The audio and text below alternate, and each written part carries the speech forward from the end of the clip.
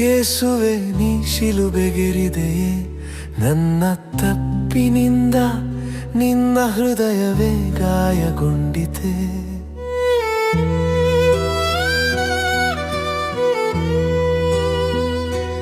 ನನ್ನಿಗಾಗಿ ನೀನು ರಕ್ತ ಸುರಿಸಿದ್ದೆಯೇ, ನನ್ನ ಜೀವನಕ್ಕೆ ಹೊಸ ಬೆಳಕು ತಂದೆಯೇ. ನನ್ನ ತಪ್ಪುಗಳನ್ನೆಲ್ಲ ನಿನ್ನ ಪ್ರೀತಿಯಲ್ಲಿ ಮುಚ್ಚಿದೆಯೇ, ನಿನ್ನ ಕರುಣೆಯ ಕೈಯಲ್ಲಿ ನನ್ನ ಆತ್ಮವನ್ನು ಹಿಡಿದೆಯೇ.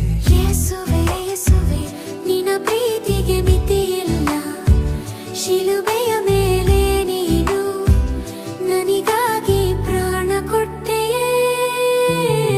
ಯೇಸುವೆ ಯೇಸುವೆ ನಿನ್ನ ಕೃಪೆ ನನಗೆ ಸಾಕು, ನನ್ನ ಪಾಪಗಳೆಲ್ಲ ನಿನ್ನ ರಕ್ತದಲ್ಲಿ ತೊಳೆದವು. ಕಲ್ವಾರಿಯ ಬೆಟ್ಟದ ಮೇಲೆ ನಿನ್ನ ನೋವು ಕಂಡೆ ನಾನು, ನನ್ನ ತಪ್ಪುಗಳ ಭಾರ ನಿನ್ನ ಭುಜದ ಮೇಲೆ ಕಂಡೆ ನಾನು. ಮುಳೆ ಕಿರೀಟ ತೊಟ್ಟು ನೀ ಮೌನವಾಗಿ ನಿಂತೆಯೇ, ನನ್ನ ರಕ್ಷಣೆಗಾಗಿ ನೀ ಶಿಲುಬೆಯ ಮೇಲೆ ಸತ್ತೆಯೇ. ನಿನ್ನ ಕಾಯದ ಗುರುತು ನನ್ನ ಬದುಕಿನ ಆಶೆಯೇ, ನಿನ್ನ ತ್ಯಾಗದ ಬೆಳಕು ನನ್ನ ದಾರಿಯ ದೀಪವೇ. ಯೇಸುವೆ ಯೇಸುವೆ ನಿನ್ನ ಪ್ರೀತಿಗೆ ಮಿತಿಯಿಲ್ಲ, ಶಿಲುಬೆಯ ಮೇಲೆ ನೀನು ನನಗಾಗಿ ಪ್ರಾಣ ಕೊಟ್ಟೆಯೇ. ಯೇಸುವೆ ಯೇಸುವೆ ನಿನ್ನ ಕೃಪೆ ನನಗೆ ಸಾಕು, ನನ್ನ ಪಾಪಗಳೆಲ್ಲ ನಿನ್ನ ರಕ್ತದಲ್ಲಿ ತೊಳೆದವು.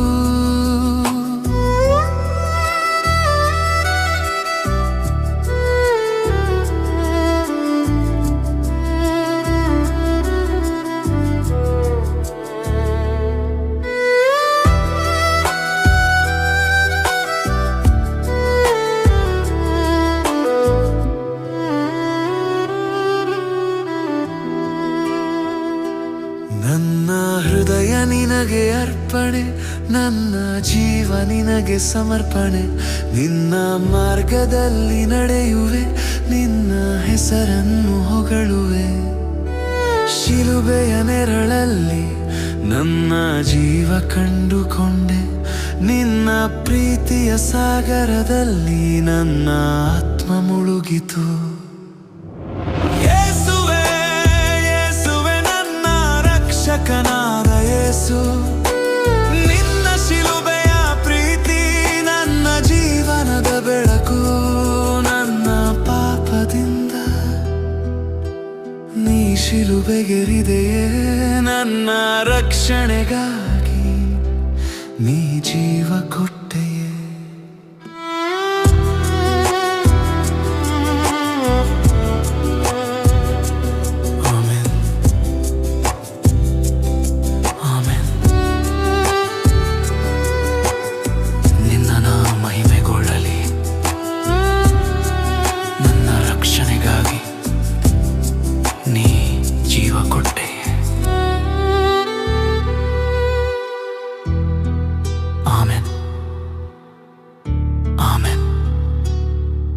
ನಿನ್ನ ನಾಮ ಮಹಿಮೆಗೊಳ್ಳಲಿ.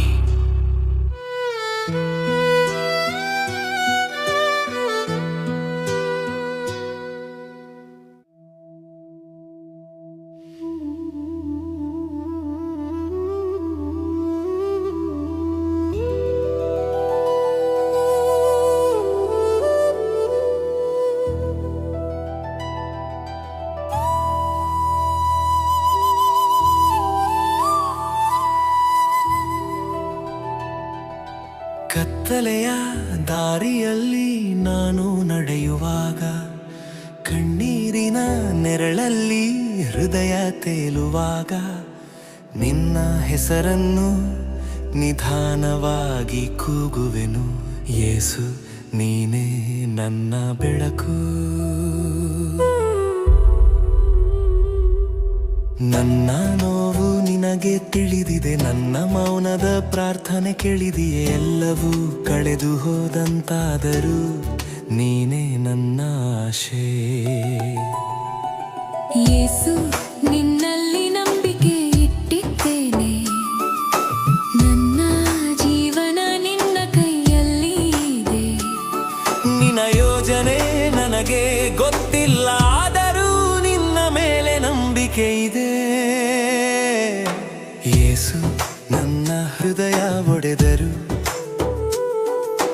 ನಿನ್ನ ಪ್ರೀತಿ ನನ್ನನ್ನು ಹಿಡಿದಿದೆ.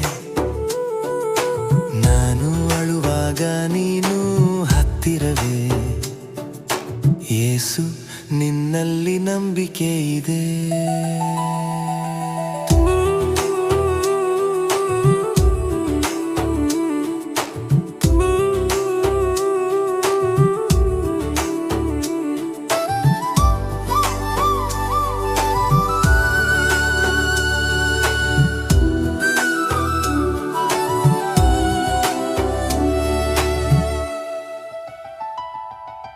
ಬಿರುಸಿನ ಗಾಳಿಯಂತೆ ಸಮಸ್ಯೆಗಳು ಬಂದಾಗ, ನನ್ನ ಕನಸುಗಳು ಮೌನವಾಗುವಾಗ, ನಿನ್ನ ವಾಕ್ಯ ನನಗೆ ಧೈರ್ಯ ಕೊಡುತ್ತದೆ. ಯೇಸು ನೀನೇ ನನ್ನ ಶಕ್ತಿ. ನನ್ನ ದಾರಿಯನ್ನು ನಾನು ಕಾಣದಾಗ, ನಿನ್ನ ಕೈ ನನ್ನನ್ನು ನಡೆಸುತ್ತದೆ. ನನ್ನ ಕಣ್ಣೀರು ಬೀಳುವ ಪ್ರತಿಯೊಂದು ಕ್ಷಣವೂ ನೀನು ನನ್ನ ಜೊತೆಗಿದ್ದೀಯೇ. ಯೇಸು ನಿನ್ನಲ್ಲಿ ನಂಬಿಕೆ ಇಟ್ಟಿದ್ದೇನೆ, ನನ್ನ ಜೀವನ ನಿನ್ನ ಕೈಯಲ್ಲಿ ಇದೆ. ನಿನ್ನ ಯೋಜನೆ ನನಗೆ ಗೊತ್ತಿಲ್ಲ, ಆದರೂ ನಿನ್ನ ಮೇಲೆ ನಂಬಿಕೆ ಇದೆ. ಯೇಸು ನನ್ನ ಹೃದಯ ಒಡೆದರು, ನಿನ್ನ ಪ್ರೀತಿ ನನ್ನನ್ನು ಹಿಡಿದಿದೆ. ನಾನು ಅಳುವಾಗ ನೀನು ಹತ್ತಿರವೇ. ಯೇಸು ನಿನ್ನಲ್ಲಿ ನಂಬಿಕೆ ಇದೆ.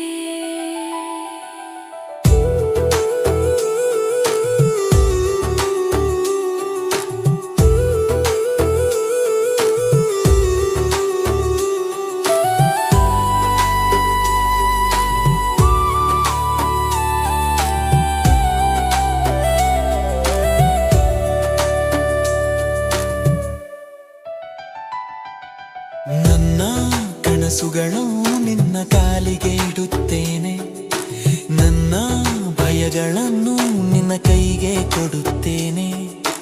ನನ್ನ ನಾಳೆ ನಿನ್ನಲ್ಲೇ ಇದೆ. ಯೇಸು ನೀನೇ ನನ್ನ ದಾರಿ. ನನ್ನ ಜೀವನ ನಿನ್ನ ಕಥೆಯಾಗಲಿ, ನನ್ನ ನೋವು ನಿನ್ನ ಮಹಿಮೆಯಾಗಲಿ. ನಿನ್ನ ಇಚ್ಛೆ ನನಗೆ ಶಾಂತಿ. ಯೇಸು ನಿನ್ನಲ್ಲಿ ನಂಬಿಕೆ ಇದೆ. ನಿಶ್ಶಬ್ದ ರಾತ್ರಿ ನಾನು ಪ್ರಾರ್ಥಿಸುವಾಗ, ನಿನ್ನ ಸನ್ನಿಧಿ ನನ್ನನ್ನು ಮುಟ್ಟುತ್ತದೆ. ಹೃದಯದ ಗಾಯಗಳು ನಿಧಾನವಾಗಿ ಗುಣವಾಗುತ್ತವೆ. ನಿನ್ನ ಪ್ರೀತಿಯಲ್ಲಿ ನಾನು ಬದುಕುತ್ತೇನೆ. ಎಲ್ಲವೂ ಕತ್ತಲೆಯಾದರೂ ನಿನ್ನ ಬೆಳಕು ನನ್ನನ್ನು ಹುಡುಕುತ್ತದೆ. ನನ್ನ ಕಥೆ ಮುಗಿದಿಲ್ಲ ಇನ್ನು, ಯಾಕೆಂದರೆ ನೀನು ನಿನ್ನ ಜೊತೆ ಇದ್ದೀಯೇ. ಯೇಸು ನಿನ್ನಲ್ಲಿ ನಂಬಿಕೆ ಇಟ್ಟಿದ್ದೇನೆ, ನನ್ನ ಜೀವನ ನಿನ್ನ ಕೈಯಲ್ಲಿ ಇದೆ. ನಿನ್ನ ಯೋಜನೆ ನನಗೆ ಗೊತ್ತಿಲ್ಲ, ಆದರೂ ನಿನ್ನ ಮೇಲೆ ನಂಬಿಕೆ ಇದೆ. ಯೇಸು ನನ್ನ ಕಣ್ಣೀರು ಬೀಳುವಾಗ, ನಿನ್ನ ಕೈ ನನ್ನನ್ನು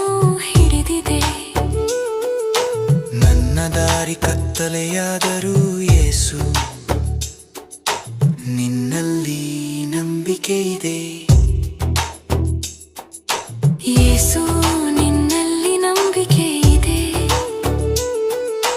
ಯೇಸು ನಿನ್ನಲ್ಲಿ ನಂಬಿಕೆ ಇದೆ. ನನ್ನ ಜೀವನ ನಿನ್ನ ಕೈಯಲ್ಲಿದೆ. ಯೇಸು ನಿನ್ನಲ್ಲಿ ನಂಬಿಕೆ ಇದೆ. ಪೀಠದ ಮುಂದೆ ಹೇಳುವ ಅರ್ಪಣೆಯ ಪ್ರಾರ್ಥನೆ. ನಮ್ಮೆಲ್ಲರನ್ನೂ ಅತಿ ಹೆಚ್ಚಾಗಿ ಪ್ರೀತಿಸುವ ದಿವ್ಯ ಯೇಸು ಕ್ರಿಸ್ತರೇ, ನೀವು ಈ ಧರೆಯಲ್ಲಿ ಮನುಜನಾಗಿ ಜನಿಸಿದಿರಿ. ನಿಮ್ಮೊಂದಿಗೆ ನಾವೂ ಸಹ ಪಿತದೇವರ ದಿವ್ಯ ಪ್ರಭೆಯೊಳಗೆ ನಿತ್ಯ ಜೀವನದ ಸೌಭಾಗ್ಯವನ್ನು ನಿರಂತರವಾಗಿ ಅನುಭವಿಸಬೇಕೆಂದು ಬಯಸಿ ನಮ್ಮೆಲ್ಲರನ್ನು ಪಾಪದ ಸಂಕೋಲೆಗಳಿಂದ ಬಿಡಿಸಿದಿರಿ. ಭೂಮಿಯಲ್ಲಿ ನೀವು ನಿಮ್ಮ ನರಜನ್ಮದ ಅಂತಿಮ ದಿನಗಳಲ್ಲಿ ಅತ್ಯಂತ ಬಾಧೆಯನ್ನು ಅನುಭವಿಸುತ್ತಾ ಕಳೆದಿರಿ. ಭಾರವಾದ ಶಿಲುಬೆಯನ್ನೊತ್ತು ಕಪಾಲ ಬೆಟ್ಟದ ಹಾದಿಯಲ್ಲಿ ನೀವು ಕಳೆದ ಸಮಯವು ಅತ್ಯಂತ ಕಠಿಣವಾಗಿತ್ತು. ಇಂದು ನಾವು ಈ ಗಳಿಗೆಯಲ್ಲಿ ನಿಮ್ಮ ಆ ಘೋರ ಯಾತನೆಯನ್ನು ನೆನಪಿಸಿಕೊಂಡು ಕಣ್ಣೀರು ಹರಿಸುತ್ತಾ ದೈವಿಕತೆಯ ಉಡುಪನ್ನು ಧರಿಸಿಕೊಳ್ಳಲು ಬಂದಿರುತ್ತೇವೆ. ನಿಂದೆ, ನೋವು, ಶಿಲುಬೆಯ ಭಾರ, ಮುಳ್ಳಿನ ಕಿರೀಟದ ತೀಕ್ಷ್ಣ ಬಾಧೆ, ಕಲ್ಲು ಮುಳ್ಳುಗಳಿಂದಾದ ಚಡಪಡಿಕೆ, ಸುಡು ಬಿಸಿಲಿನ ಸಂಕಟ, ಸುರಿಸಿದ ರಕ್ತ, ಚಾಟಿ ಏಟಿನ ಕಂಪನ, ನಗ್ನತೆಯ ಅವಮಾನ, ಹೀಗೆ ಎಲ್ಲವನ್ನೂ ಅನುಭವಿಸಿ ನಮ್ಮನ್ನು ರಕ್ಷಿಸಿದಿರಿ. ಶಿಲುಬೆಯ ಮೇಲೆ ಮರಣ ಹೊಂದಿ ಅದನ್ನು ನಿರಂತರವಾದ ರಕ್ಷಣೆಯ ಚಿಹ್ನೆಯನ್ನಾಗಿ ಪವಿತ್ರೀಕರಿಸಿದಿರಿ. ನಿಮ್ಮ ಪಾಡುಗಳನ್ನು ಧ್ಯಾನಿಸುತ್ತಾ ಮನಮರುಗಿ ನಿಮ್ಮ ಪ್ರೀತಿಯಲ್ಲಿ ಸದಾ ನಾವು ನೆಲೆಸುವಂತೆ ನಿಮ್ಮನ್ನು ಪ್ರಾರ್ಥಿಸುತ್ತೇವೆ. ನಿಮ್ಮ ಪ್ರತಿಕ್ಷಣದ ಯಾತನೆಗಳನ್ನು ಕಣ್ಣಾರೆ ಕಂಡು ಹೊಮ್ಮಿ ಬರುವ ದುಃಖವನ್ನು ಸಹಿಸಿಕೊಂಡು ರಕ್ಷಣೆಯ ಹಾದಿಗೆ ಸ್ಫೂರ್ತಿಯಾಗಿದ್ದವರು ಮಾತೆ ಮರಿಯಮ್ಮನವರು. ಮಾತೆ ಮರಿಯಮ್ಮನವರೇ, ನಿಮಗೆ ನಾವೆಂದೂ ಧನ್ಯರಾಗಿದ್ದೇವೆ. ಇಂದೂ ಸಹ ನಮ್ಮೊಂದಿಗೆ ನೀವಿರುವಿರಿ ಎಂಬ ಪರಿಪೂರ್ಣ ಭರವಸೆ, ವಿಶ್ವಾಸ ನಮಗಿದೆ. ಕ್ರಿಸ್ತರ ಪವಿತ್ರವಾದ ಅಪ್ಪುಗೆಯಲ್ಲಿ ಪಾವನತೆ ಹೊಂದುವ ಹಾಗೆ ನಮಗೆ ಕೃಪೆ ಮಾಡಿ ದಾರಿ ತೋರಿಸಿರಿ. ಶಿಲುಬೆ ಹಾದಿಯ ಪ್ರಾರ್ಥನಾ ಸಮಯದಲ್ಲಿ ರಕ್ಷಕರೊಂದಿಗೆ ಮತ್ತು ದೇವಮಾತೆಯೊಂದಿಗೆ ನಾವು ಹೆಜ್ಜೆ ಹಾಕುತ್ತೇವೆ. ಈ ಸಂದರ್ಭದಲ್ಲಿ ಬಂದೊದಗುವ ಎಲ್ಲಾ ರೀತಿಯ ಶೋಧನೆಗಳಿಂದ ನಮ್ಮನ್ನು ದೂರವಿರಿಸಿರಿ. ಏಕಾಗ್ರತೆಯನ್ನು ದಯಪಾಲಿಸಿರಿ. ತಂದೆ ದೇವರನ್ನು ಮಹಿಮೆಯಿಂದ ಕೊಂಡಾಡುತ್ತಾ ದೇವತನಯರಾದ ನಿಮ್ಮ ಪೂಜ್ಯ ಶರೀರ ಮತ್ತು ರಕ್ತದ ದಿವ್ಯ ಸಂಸ್ಕಾರದಲ್ಲಿರುವ ಚೈತನ್ಯದೊಂದಿಗೆ ಪವಿತ್ರಾತ್ಮರ ವರಗಳ ವೃಷ್ಟಿಯೊಳಗೆ ನಾವು ಎಂದೆಂದೂ ಧನ್ಯತೆ ಹೊಂದಲು ಕೃಪೆ ನೀಡಿರಿ. ನಮ್ಮನ್ನು ಪ್ರೀತಿಸುವ ದೇವರೇ, ನಮ್ಮ ಪಾಪಗಳನ್ನು ಕ್ಷಮಿಸುವ ಕರ್ತರೆ, ನಮ್ಮನ್ನು ಸದಾ ಕರೆಯುವ ಪೂಜ್ಯರೇ, ನಿಮ್ಮೊಂದಿಗೆ ನಾವು ಕಲ್ವಾರಿ ಪಯಣದಲ್ಲಿ ತೊಡಗಲು ವಿಶ್ವಾಸ, ಭಕ್ತಿ ಮತ್ತು ಶಕ್ತಿಯನ್ನು ಅನುಗ್ರಹಿಸಿರಿ. ನೀವೇ ನಮ್ಮ ರಕ್ಷಕರು ಯೇಸು ಪ್ರಭುವೇ. ಆಮೆನ್.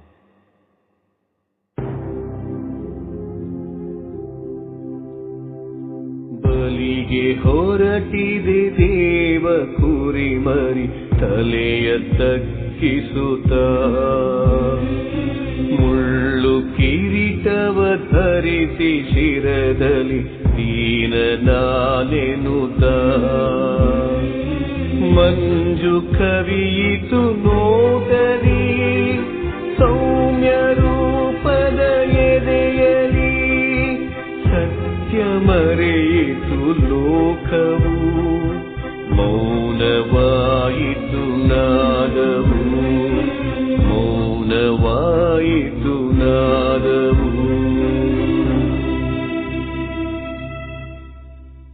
ಮೊದಲನೆಯ ಸ್ಥಳ, ಜೀವದಾತ ಕ್ರಿಸ್ತರಿಗೆ ಮರಣದಂಡನೆ. ಯೇಸುವೆ, ನಿಮ್ಮನ್ನು ಆರಾಧಿಸಿ ನಮಸ್ಕರಿಸಿ ಮೇಲರಿತ ಸ್ತೋತ್ರವನ್ನು ಮಾಡುತ್ತೇವೆ.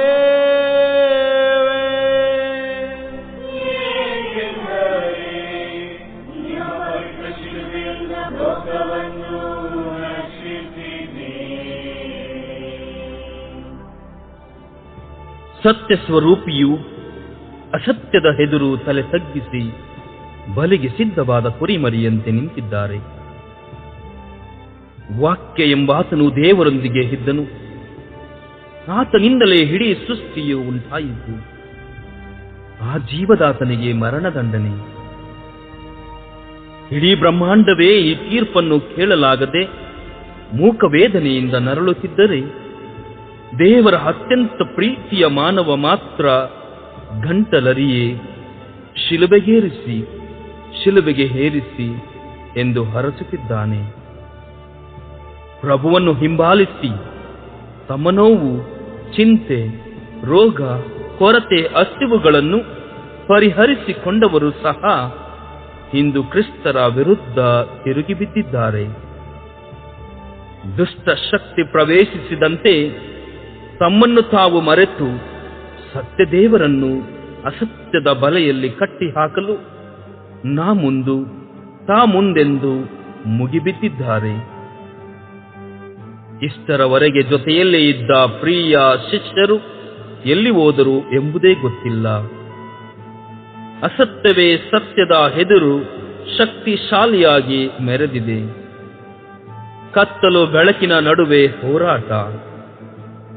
ಕಳ್ಳನಂತೆ ಕಟ್ಟಲ್ಪಟ್ಟು ಅತೀವ ನಿಶಕ್ತಿಯಿಂದ ರಕ್ತವರ್ಣದ ನಿಲುವಂಗಿಯನ್ನು ತೊಟ್ಟ ಪ್ರಭುವಿನ ದೇಹ ರಾತ್ರಿ ಹಿಡಿ ಕ್ರೂರವಾಗಿ ಚಾಟಿ ಹೇಟಿನಿಂದಾದ ಗಾಯಗಳಿಂದ ತುಂಬಿ ನಲುಗಿದೆ. ರಕ್ತ ಹೆಪ್ಪುಗಟ್ಟಿದ್ದರೂ ಅದರಿಂದ ರಕ್ತವು ಇನ್ನೂ ಜಿನುಗುತ್ತಿದೆ ಎಂದರೆ ವೈರಿಗಳು ಎಷ್ಟರ ಮಟ್ಟಿಗೆ ಕ್ರೂರವಾಗಿ ಹಿಂಸಿಸಿದ್ದಾರೆಂದು ತಿಳಿಯುತ್ತದೆ. ಆಳವಾಗಿ ಇಳಿಬಿಟ್ಟ ಮುಳ್ಳಿನ ಕಿರೀಟದ ಕ್ರೂರ ಮೊನಚಿನ ಮುಳ್ಳುಗಳು ಶಿರದಲ್ಲಿ ಇಷ್ಟ ಬಂದಂತೆ ಹೊರ ಹಿನುಕುತ್ತಿವೆ. ಕಣ್ಣೆಲ್ಲಿದೆ, ಮೂಗೆಲ್ಲಿದೆ, ಕಿವಿಗಳೆಲ್ಲಿ, ತುಟಿಗಳೆಲ್ಲಿ ಎಂದು ಹುಡುಕುವ ಹೀನ ಸ್ಥಿತಿಯಲ್ಲಿ ಉಗುಳಿನ ಕಲೆ, ಒಡೆತಗಳಿಂದ ಊದಿಕೊಂಡ ವದನವು ಕಳೆಗಟ್ಟಿದೆ. ಬೋಧಿಸುತ್ತಾ, ಸ್ವಸ್ಥಪಡಿಸುತ್ತಾ, ಎಲ್ಲರತ್ತ ಆಕರ್ಷಕವಾಗಿ ಮುಗುಳ್ನಗುತ್ತಿದ್ದ ಪ್ರಭು ಕ್ರಿಸ್ತರ ಮುಖವೇ ಇದು. ಯಾರಿಗೂ ಯಾವುದಕ್ಕೂ ಹೆದರದೆ ಧೈರ್ಯದಿಂದ ಅನ್ಯಾಯವನ್ನು ಖಂಡಿಸುತ್ತಿದ್ದ ಯೇಸು ಕ್ರಿಸ್ತರು ಹಿಂದೇಕೆ ಮೌನ ತಾಳಿ ಎಲ್ಲವನ್ನೂ ಸಹಿಸಿಕೊಳ್ಳುತ್ತಿದ್ದಾರೆ? ಯೇಸುವು ತಾವು ಬಂದ ಪ್ರಮುಖ ಮಹಾಕಾರ್ಯದ ಪ್ರಥಮ ಮೆಟ್ಟಿಲಲ್ಲಿದ್ದಾರೆ. ಮೊದಲ ಹೆಜ್ಜೆಯೇ ಇಷ್ಟೊಂದು ಆಘಾತಕಾರಿಯಾಗಿದ್ದರೆ ಅದರ ಅಂತ್ಯದ ಕ್ರೂರತೆ ಹೇಗಿರಬಹುದೆಂದು ಊಹಿಸಲು ಸಾಧ್ಯವೇ?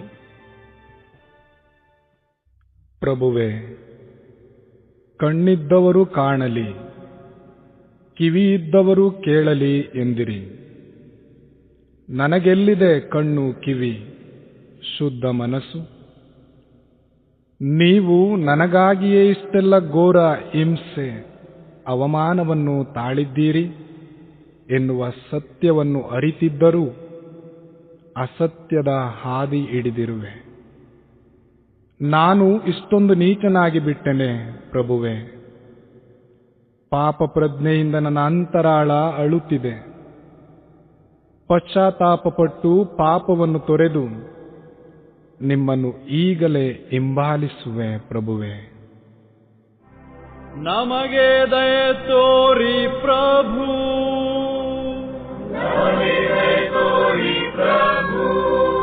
ವಿಶ್ವಾಸಿಗಳ ಆತ್ಮಗಳು ಸರ್ವೇಶ್ವರರ ಕೃಪೆಯಿಂದ ಸಮಾಧಾನದಲ್ಲಿ ವಿಶ್ರಮಿಸಲಿ.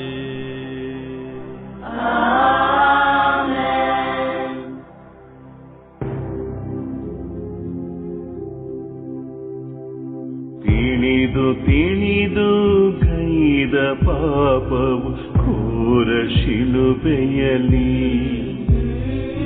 ತುಂಬಿ ತುಳುಕಿದೆ ಭಾರವಾಗುತ್ತ ಯೇಸು ಹೆಗಲಿನಲಿ.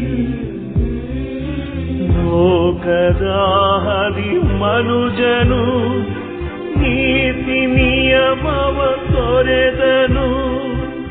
ಆತ್ಮದ ಹರಿ ಯೇಸು ಶಿಲುಬೆ ಹಾದಿಯ ಹಿಡಿದರು, ಶಿಲುಬೆ ಹಾದಿಯ ಹಿಡಿದರು.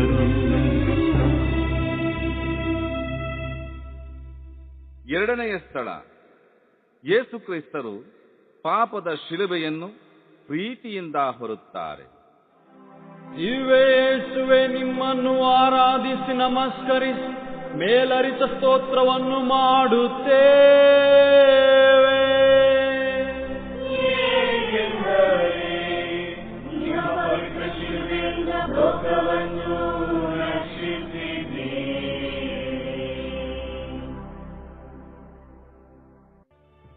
ಯೇಸುವನ್ನು ಸೈನಿಕರು ಈಗಾಗಲೇ ಮನಸ್ಸೋ ಇಚ್ಛೆ ಅವಮಾನಿಸಿ ಹಿಂಸಿಸಿದ್ದರು.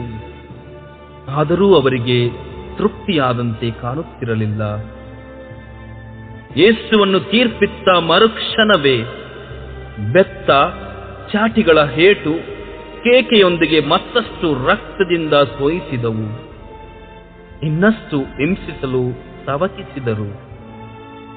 ಆದರೆ ಕ್ರಿಸ್ತರ ಹೀನಾಯ ಸ್ಥಿತಿಯನ್ನು ಕಂಡು ಇಲ್ಲೇ ಅವರು ಪ್ರಾಣ ಬಿಡಬಹುದೆಂದು ಭಾವಿಸಿದರು. ಅವರನ್ನು ಶಿಲುಬೆಯ ಮೇಲೆಯೇ ಕೊಲ್ಲಬೇಕೆಂದುಕೊಂಡರು. ಇನ್ನೇನು, ಹಿಂದೆಗಿಂತಲೂ ಹೆಚ್ಚು ಭಾರವಾದ, ವಿಚಿತ್ರವಾಗಿ ಕೆತ್ತಿಸಿಕೊಂಡು ಬಿರುಕು ಬಿಟ್ಟಿರುವ ಶಿಲುಬೆಯು ಸಿದ್ಧವಾಗಿತ್ತು.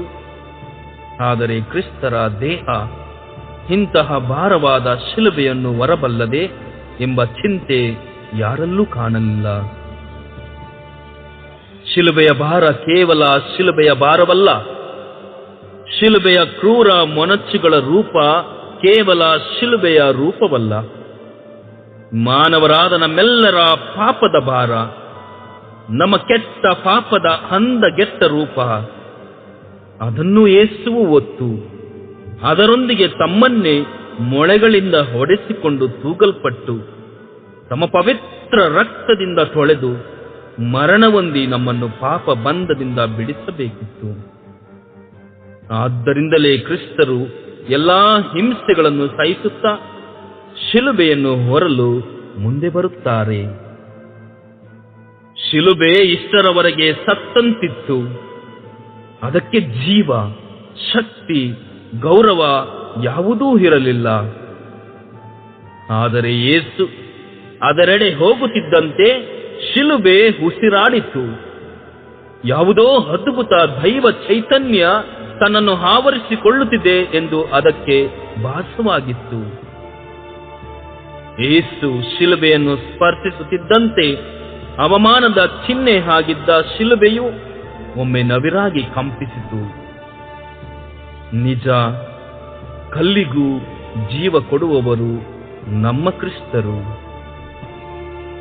ಶಿಲುಬೆಯ ಮನದಾಳವನ್ನು ಹರಿತ ಪ್ರಭು ಪ್ರೀತಿಯಿಂದ ಅದನ್ನು ಸಂತೈಸಿ ಮಗುವನ್ನು ಹೆಗಲ ಮೇಲೆ ಹೊತ್ತುಕೊಳ್ಳುವಂತೆ ಹೊತ್ತುಕೊಳ್ಳುತ್ತಾರೆ.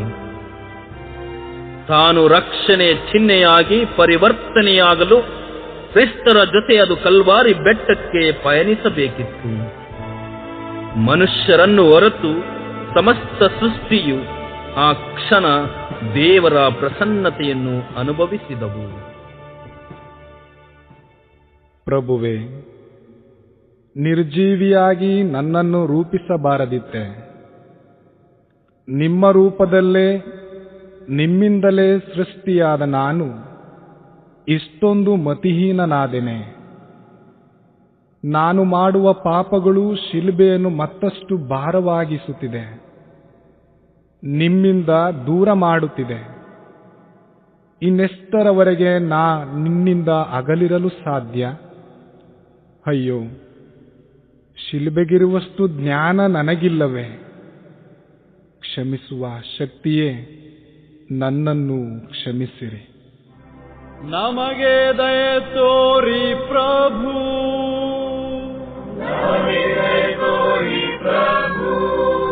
ವಿಶ್ವಾಸಿಗಳ ಆತ್ಮಗಳು ಸರ್ವೇಶ್ವರರ ಕೃಪೆಯಿಂದ ಸಮಾಧಾನದಲ್ಲಿ ವಿಶ್ರಮಿಸಲಿ.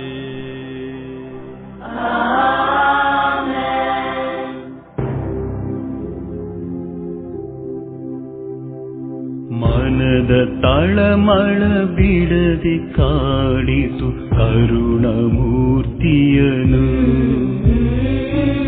ಒಡಲ ಸಂಕಟ ಹಿಡಿದು ಹಿಂಡಿತು ಪೂಜ್ಯ ಪಾತ್ರೆಯನು.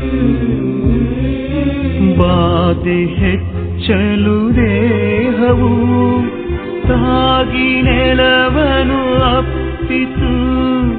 ಬಾಡಿ ಹೋಗಲು ಬಳ್ಳಿಯು ಬಾಗಿ ದೇವರ ಕೂಗಿತು. ಬಾಗಿ ದೇವರ ಕೂಗಿತು.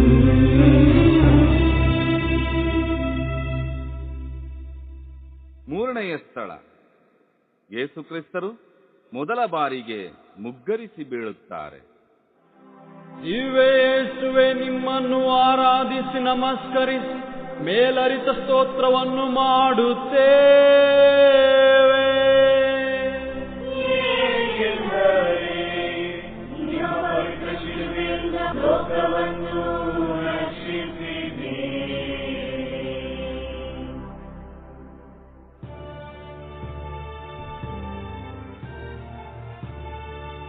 ಸೈನಿಕರು ಕ್ರಿಸ್ತರನ್ನು ಸೆರೆ ಹಿಡಿದು ಪ್ರಾಣಿಯಂತೆ ಬೆತ್ತಲಾಗಿಸಿ ಕಂಬಕ್ಕೆ ಕಟ್ಟಿದ್ದರು. ಸೋತು ಕಣ್ಣು ಮುಚ್ಚುತ್ತಿದ್ದಂತೆ ಮುಳ್ಳುಗಳು ತುಂಬಿದ ಚಾಟಿಗಳು ಅವರ ಮೈ ಮೇಲೆ ಹೇರಿ ಬರುತ್ತಿದ್ದವು. ಕ್ರೂರವಾಗಿ ಕೆಲವರು ಕೇಕೆ ಹಾಕಿ ಹೀಯಾಳಿಸುತ್ತಾ ನೀರನ್ನು ಸುರಿದು ಎಚ್ಚರಿಸುತ್ತಿದ್ದರು. ಮನ ಬಂದಂತೆ ಕಾಲಿನಿಂದ ಒದೆಯುತ್ತಿದ್ದರು. ಬೆತ್ತದ ರುಚಿ ತೋರಿಸುತ್ತಿದ್ದರು. ಮತ್ತೆ ಕೆಲವರು ಹುಗುಳುತ್ತಾ ಕೆಟ್ಟ ಕೆಟ್ಟ ಶಬ್ದಗಳಿಂದ ಹೀಯಾಳಿಸುತ್ತಿದ್ದರು. ಹಿಂದಿನ ರಾತ್ರಿ ಒಂದಿನಿತು ವಿರಾಮ ಬಿಡದೆ ಇಷ್ಟೆಲ್ಲ ಹಿಂಸೆ ನೀಡಿದ್ದರೂ ಸಹ ಭಾರವಾದ ಶಿಲುಬೆಯನ್ನು ಹೊರಿಸಿದ್ದರು. ಮೈಯೆಲ್ಲ ಗಾಯಗಳಿಂದ ಉರಿಯುತ್ತಿದ್ದರೆ ಮನಸ್ಸು ಭಯ ನಾಚಿಕೆಗಳಿಂದ ಚಡಪಡಿಸುತ್ತಿತ್ತು. ಶಿಲುಬೆಯ ಭಾರ ಕ್ಷಣ ಕ್ಷಣಕ್ಕೂ ಹೆಚ್ಚುತ್ತಿತ್ತು. ಅದರ ಮೊನಚುಗಳು ಹೆಗಲ ಮೇಲೆ ಮತ್ತಷ್ಟು ಇಳಿಯುತ್ತಾ ಮಾಂಸವನ್ನು ಕೆತ್ತುತ್ತಿತ್ತು. ಸೂರ್ಯನು ಕೂಡ ಬೆಂಕಿಯಂತೆ ಸುಡುತ್ತಿದ್ದ. ಕಲ್ವಾರಿಯ ದಾರಿ ಸಮತಟ್ಟಿಲ್ಲದೆ ಕೇವಲ ಹರಿತವಾದ ಕಲ್ಲುಗಳಿಂದ ಮುಳ್ಳಿನ ಪೊದೆಗಳಿಂದ ಆವರಿಸಿತ್ತು. ಇದುವರೆಗೂ ಕಳ್ಳಕಾಕರು ಹಾಗೂ ಅವರನ್ನು ಹೊರಡಿಸಿ ಬರುತ್ತಿದ್ದ ಕೆಲವು ಸೈನಿಕರ ಹೆಜ್ಜೆ ಭಾರವನ್ನು ಮಾತ್ರವೇ ಆ ದಾರಿ ಕಂಡಿದ್ದವು. ಆದರೆ ಇಂದು ಯೇಸು ಕ್ರಿಸ್ತರನ್ನು ಪ್ರೀತಿಸುತ್ತಿದ್ದ ಜನರು ದ್ವೇಷಿಸುತ್ತಿದ್ದ ವೈರಿಗಳಿಂದ ತುಂಬಿತ್ತು. ಯೇಸುವಿನ ಸ್ಥಿತಿಯನ್ನು ನೋಡಲು ಎಲ್ಲರೂ ತವಕಿಸುತ್ತಿದ್ದರು. ಸುಡುತ್ತಿದ್ದ ಚುಚ್ಚುತ್ತಿದ್ದ ಹಾದಿಯಲ್ಲಿ ಕ್ರಿಸ್ತರ ಪಾದಗಳಿಂದ ರಕ್ತವು ಹೊರಸುತ್ತಿತ್ತು. ಬೀಳುತ್ತಿದ್ದ ಹೇಟುಗಳು ಮೈಯಲ್ಲಿರುವ ರಕ್ತವನ್ನು ಚಿಮುಕಿಸುತ್ತಿತ್ತು.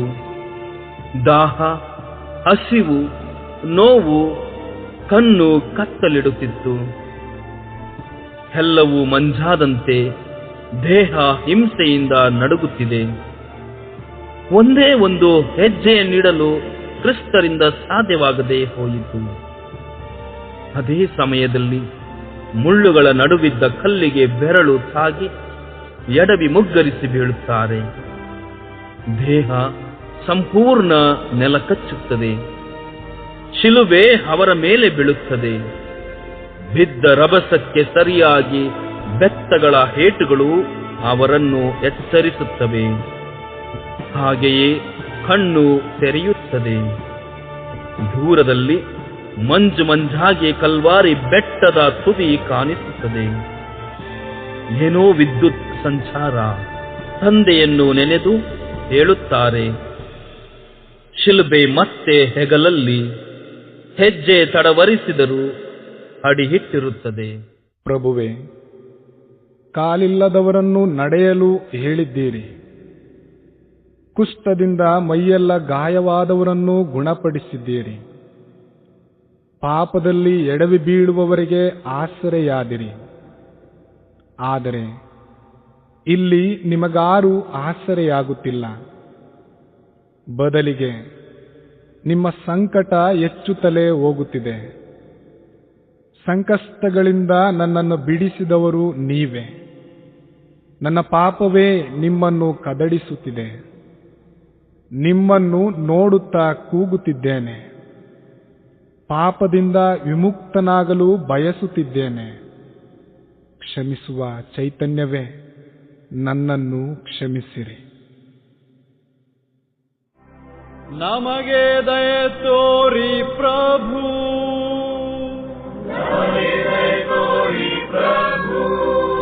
ವಿಶ್ವಾಸಿಗಳ ಆತ್ಮಗಳು ಸರ್ವೇಶ್ವರರ ಕೃಪೆಯಿಂದ ಸಮಾಧಾನದಲ್ಲಿ ವಿಶ್ರಮಿಸಲಿ.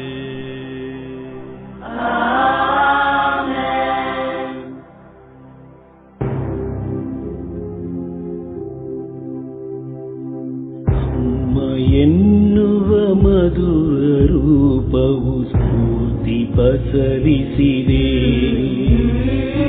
ಮಮತೆ ಹರಿಸಿದ ದಿವ್ಯ ಚೇತನ ಧೈರ್ಯ ತುಂಬಿಸಿದೆ. ದೈವ ಚಿತ್ತವ ನೆನೆಯಲು ಮನರಿ ಸೂಚನೆ ದೊರಕಿತು. ಮಹಿಮ ಜ್ಯೋತಿಯ ಕಿರಣದಿ ಓಡಲು ಬಲವನು ಪಡೆಯಿತು. ಓಡಲು ಬಲವನು ಪಡೆಯಿತು. 4ನೆಯ ಸ್ಥಳ, ಯೇಸುಕ್ರಿಸ್ತರು ತಮ್ಮ ಮಮತೆಯ ತಾಯಿಯನ್ನು ಸಂಧಿಸುತ್ತಾರೆ. ಯೇಸುವೆ, ನಿಮ್ಮನ್ನು ಆರಾಧಿಸಿ ನಮಸ್ಕರಿಸಿ ಮೇಲರಿತ ಸ್ತೋತ್ರವನ್ನು ಮಾಡುತ್ತೇವೆ.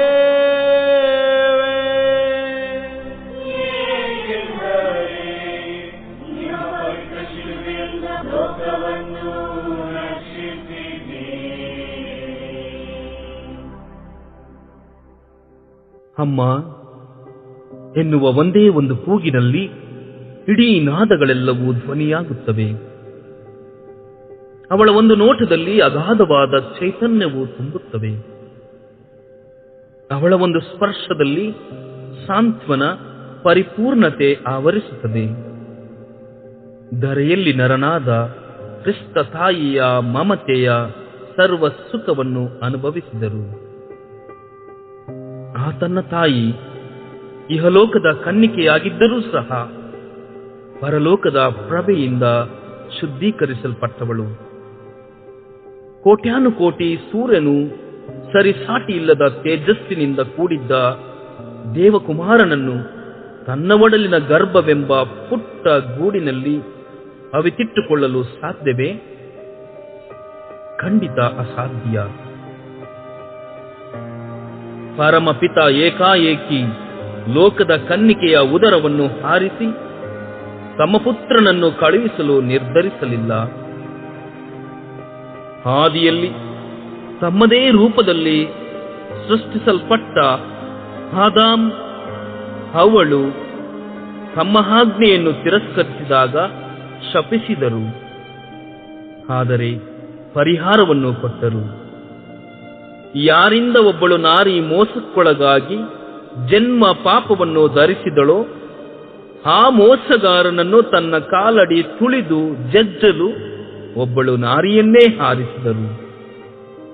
ಆ ನಾರಿಯೇ ಕ್ರಿಸ್ತರ ತಾಯಿ ಮರಿಯಮ್ಮ.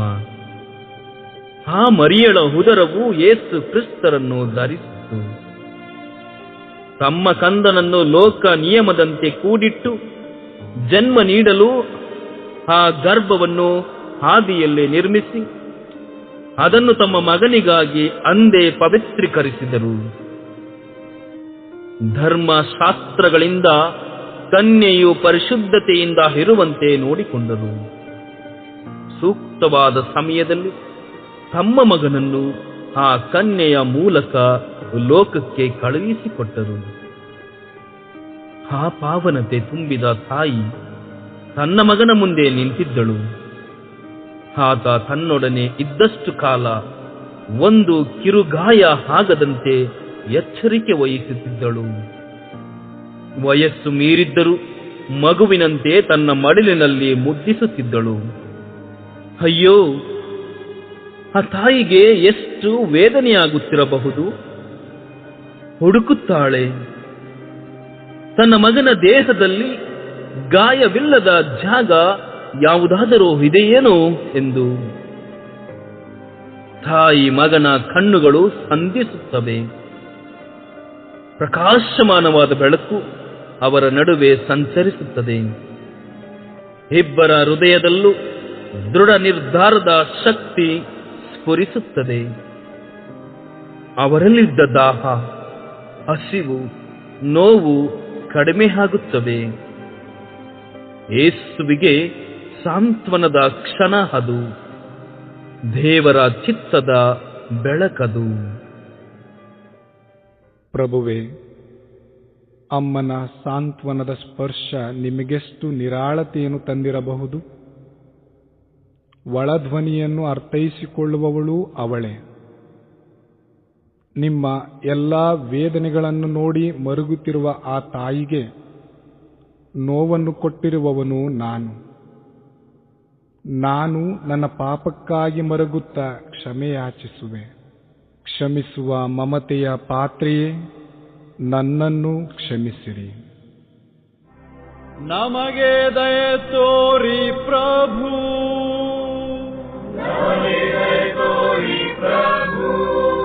ವಿಶ್ವಾಸಿಗಳ ಆತ್ಮಗಳು ಸರ್ವೇಶ್ವರರ ಕೃಪೆಯಿಂದ ಸಮಾಧಾನದಲ್ಲಿ ವಿಶ್ರಮಿಸಲಿ.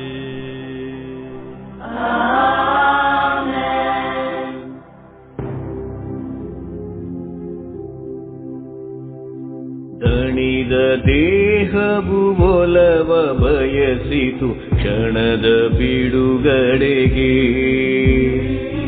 ಹರೆಯ ಮನುಜಗೆ ಪಾಲು ನೀಡುತ್ತ ನಿರುತ ಸಾಂತ್ವನಕ್ಕೆ. ತೃಪ್ತಿ ಮೂಡಿತು ಪ್ರಭುವಿಗೆ ನೆರವ ನೀಡಲು ಹಸ್ತವು.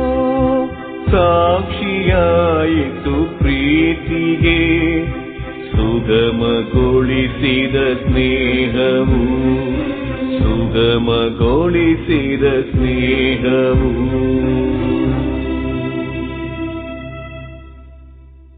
ಐದನೆಯ ಸ್ಥಳ, ಯೇಸು ಕ್ರಿಸ್ತರು ಸಿಮೋನನ ಮೂಲಕ ನೋವನ್ನು ಮನುಜರೊಂದಿಗೆ ಹಂಚಿಕೊಳ್ಳುತ್ತಾರೆ. ಯೇಸುವೆ, ನಿಮ್ಮನ್ನು ಆರಾಧಿಸಿ ನಮಸ್ಕರಿಸಿ ಮೇಲರಿತ ಸ್ತೋತ್ರವನ್ನು ಮಾಡುತ್ತೇವೆ.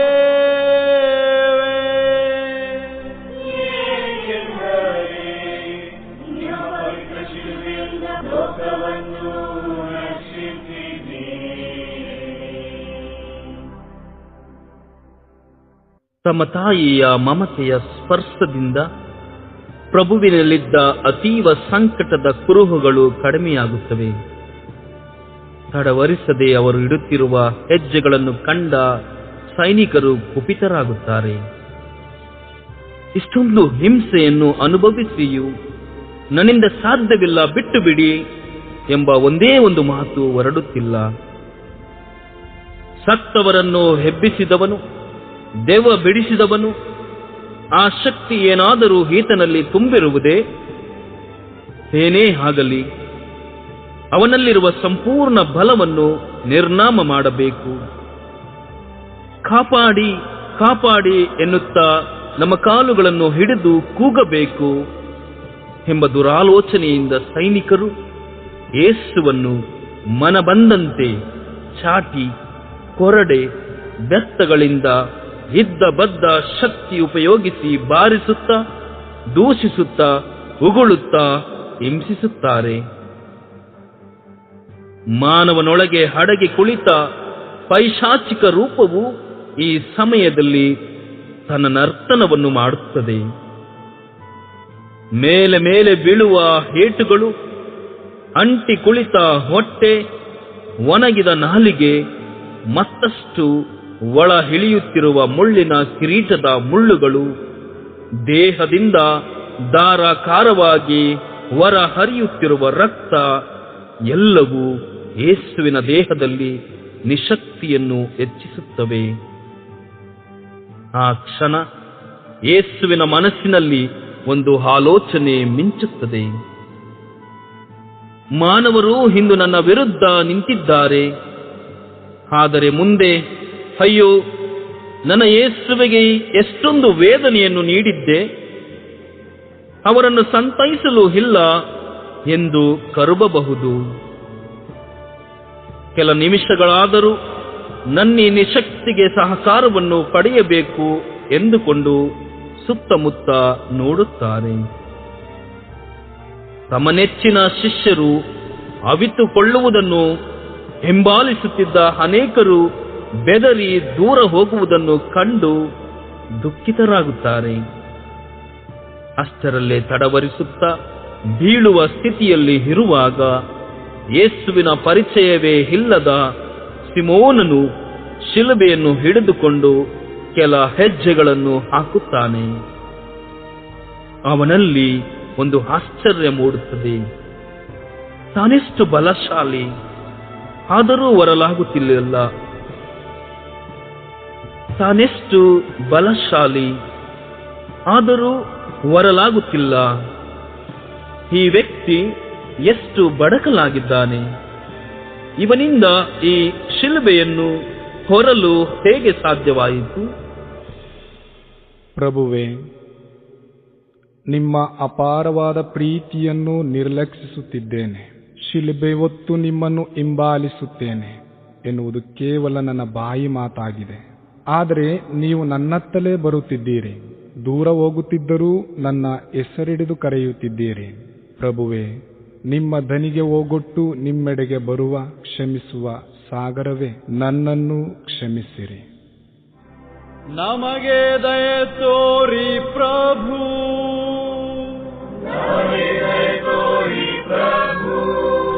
ವಿಶ್ವಾಸಿಗಳ ಆತ್ಮಗಳು ಸರ್ವೇಶ್ವರರ ಕೃಪೆಯಿಂದ ಸಮಾಧಾನದಲ್ಲಿ ವಿಶ್ರಮಿಸಲಿ.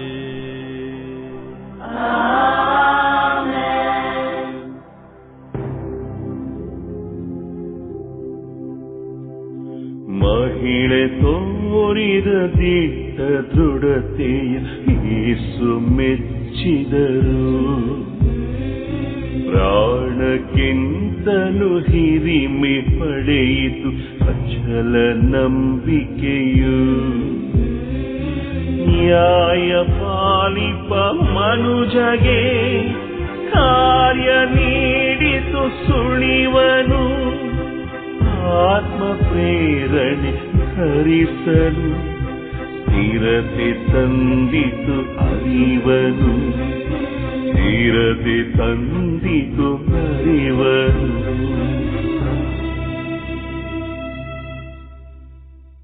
ಆರನೆಯ ಸ್ಥಳ, ಯೇಸುಕ್ರಿಸ್ತರ ಮುಖವನ್ನು ಧೈರ್ಯವಂತೆ ವೆರೋಣಿಕಳು ಹೊರಸುತ್ತಾಳೆ. ಇವೇ ಯೇಸುವೆ, ನಿಮ್ಮನ್ನು ಆರಾಧಿಸಿ ನಮಸ್ಕರಿಸಿ ಮೇಲರಿತ ಸ್ತೋತ್ರವನ್ನು ಮಾಡುತ್ತೇವೆ.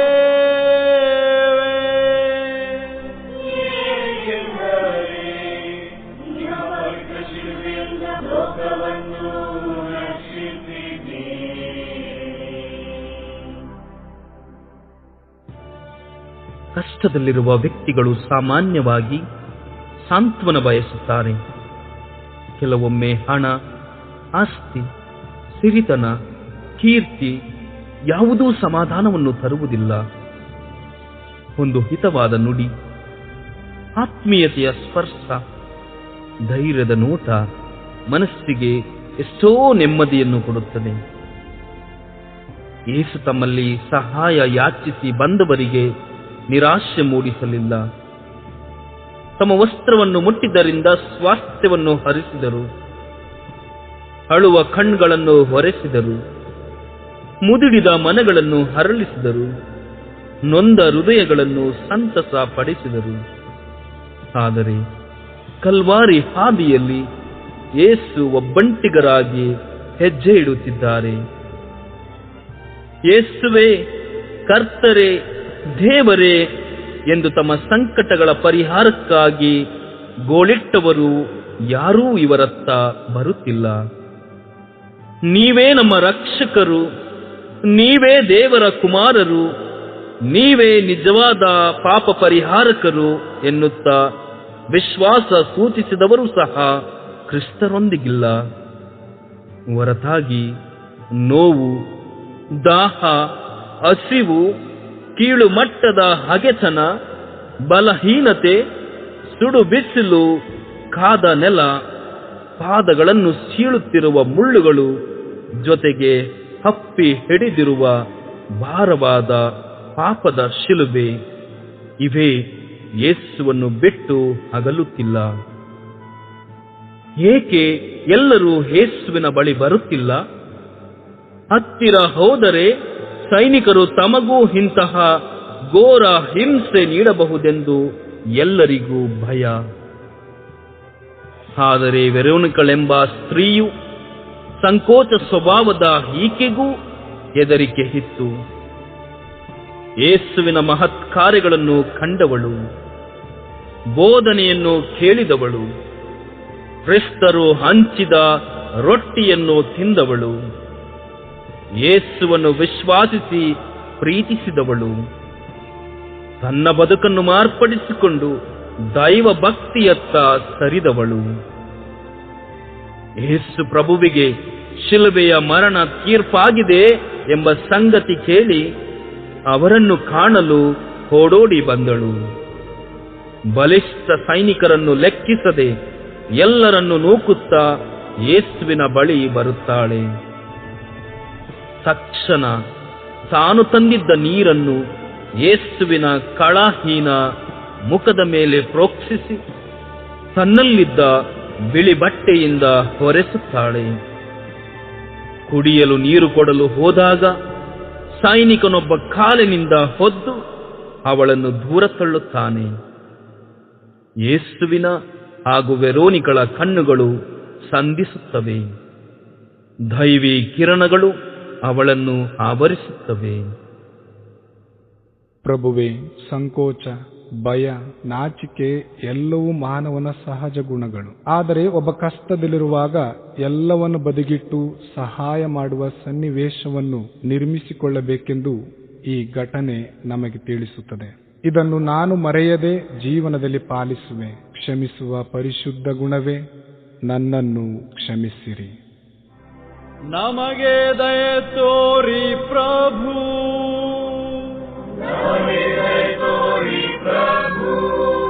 ವಿಶ್ವಾಸಿಗಳ ಆತ್ಮಗಳು ಸರ್ವೇಶ್ವರರ ಕೃಪೆಯಿಂದ ಸಮಾಧಾನದಲ್ಲಿ ವಿಶ್ರಮಿಸಲಿ.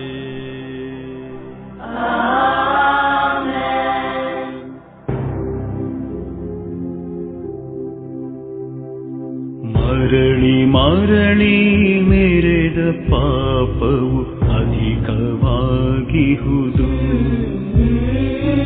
ಮತ್ತೆ ಮತ್ತೆ ಪ್ರಭು ದೇಹಕ್ಕೆ ಕಷ್ಟ ನೀಡಿಹುದು. ಶಿಲುಬೆ ಭಾರವು ಹೆಚ್ಚಲು ಶಕ್ತಿಹೀನತೆ ಕಾಡಿತು. ದೇವರಾಶ್ರಯ ಬೇಡುತ್ತ ಧರೆಗೆ ರಭಸದಿ ಕುಸಿಯಿತು. ಧರೆಗೆ ರಭಸದಿ ಕುಸಿಯಿತು.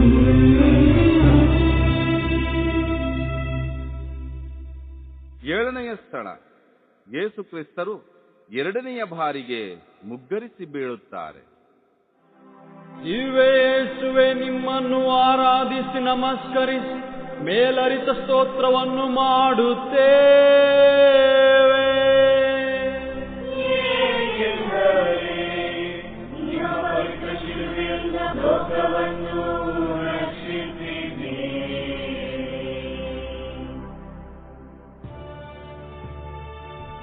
ವೆರೋನಿಕಳ ಧೈರ್ಯದ ನಡವಳಿಕೆ ಯೇಸುವನ್ನು ಚಿಂತನೆಗೆ ಒಯ್ದಿತ್ತು. ಬಿಸಿಲು ನೆತ್ತಿಯ ಮೇಲೇರುತ್ತಿದೆ. ನೆಲ ಕಾದ ಬಾನಲಿಯಾಗಿದೆ. ಲೆಕ್ಕವಿಲ್ಲದಷ್ಟು ಮುಳ್ಳುಗಳು ಪಾದಗಳ ಆಳಕ್ಕಿಳಿದು ಸೇರಿಬಿಟ್ಟಿವೆ. ಬಿಸಿಲಿಗೆ ಒಣಗಿದ ಗಾಯಗಳು ಬೆವರ ನೀರಿನಿಂದ ಮತ್ತೆ ಸಿಡಿದೇಳುತ್ತಿವೆ.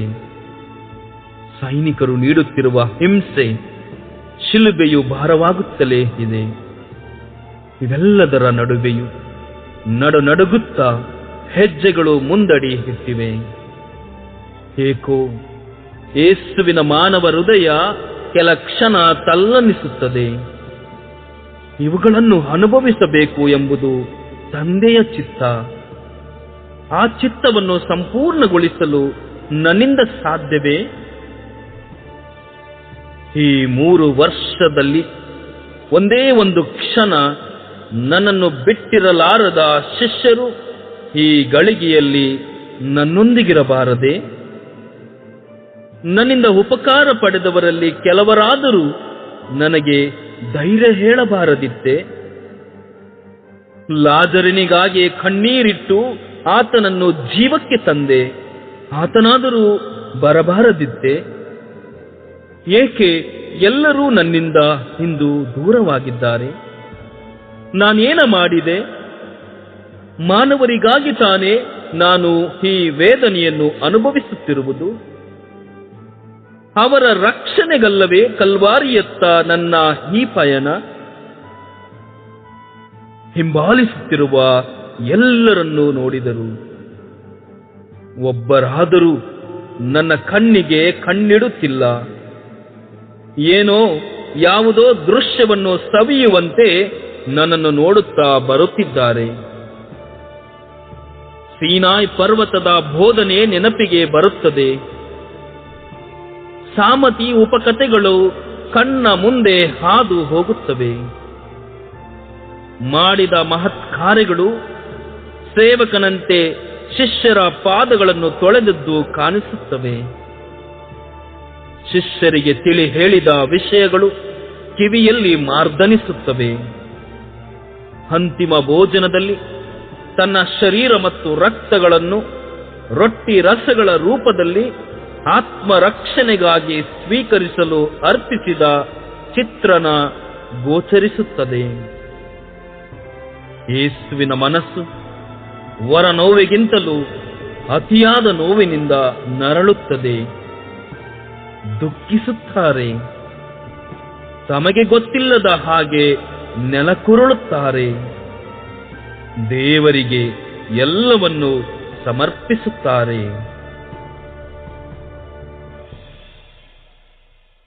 ಪ್ರಭುವೇ, ಮಾನವನ ದೇಹ ನಿಮ್ಮ ಉಸಿರಿಲ್ಲದಿದ್ದರೆ ಮಣ್ಣು ಪಾಲಾಗುತ್ತದೆ. ತಿಳಿದಿದ್ದರೂ ತಿಳಿಯದವನಾಗಿ ನಾನು ಬದುಕುತ್ತಿದ್ದೇನೆ.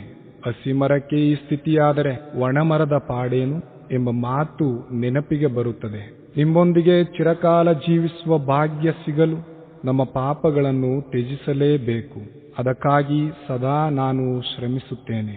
ಗುರುವೇ, ಮಾಡಿದ ಪಾಪಗಳನ್ನು ಒಪ್ಪಿಕೊಳ್ಳುತ್ತಿದ್ದೇನೆ. ಕ್ಷಮಿಸುವ ಸತ್ಯ ಸ್ವರೂಪಿಯೇ, ನನ್ನನ್ನು ಕ್ಷಮಿಸಿರಿ. ನಮಗೆ ದಯೆ ತೋರಿ ಪ್ರಭು,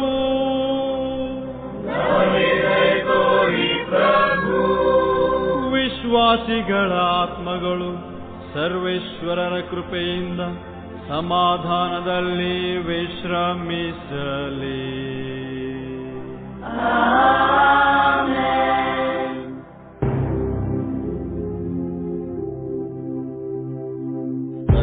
ಅಂತರಂಗದ ಪ್ರೀತಿ ಮನಗಳು ನೊಂದು ರೋದಿಸಿವೆ. ಅಭಯದಾತರ ಹೀನ ಸ್ಥಿತಿಗೆ ದುಃಖ ಮೀರುತ್ತಿದೆ.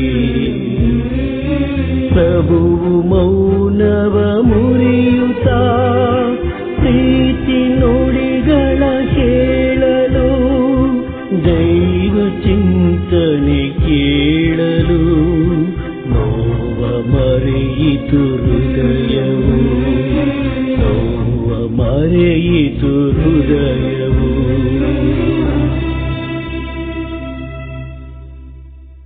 ಎಂಟನೆಯ ಸ್ಥಳ, ಯೇಸು ಕ್ರಿಸ್ತರು ಅಳುತ್ತಿರುವ ಸ್ತ್ರೀಯರಿಗೆ ನೈಜತೆಯನ್ನು ಬೋಧಿಸುತ್ತಾ ಸಂತೈಸುತ್ತಾರೆ.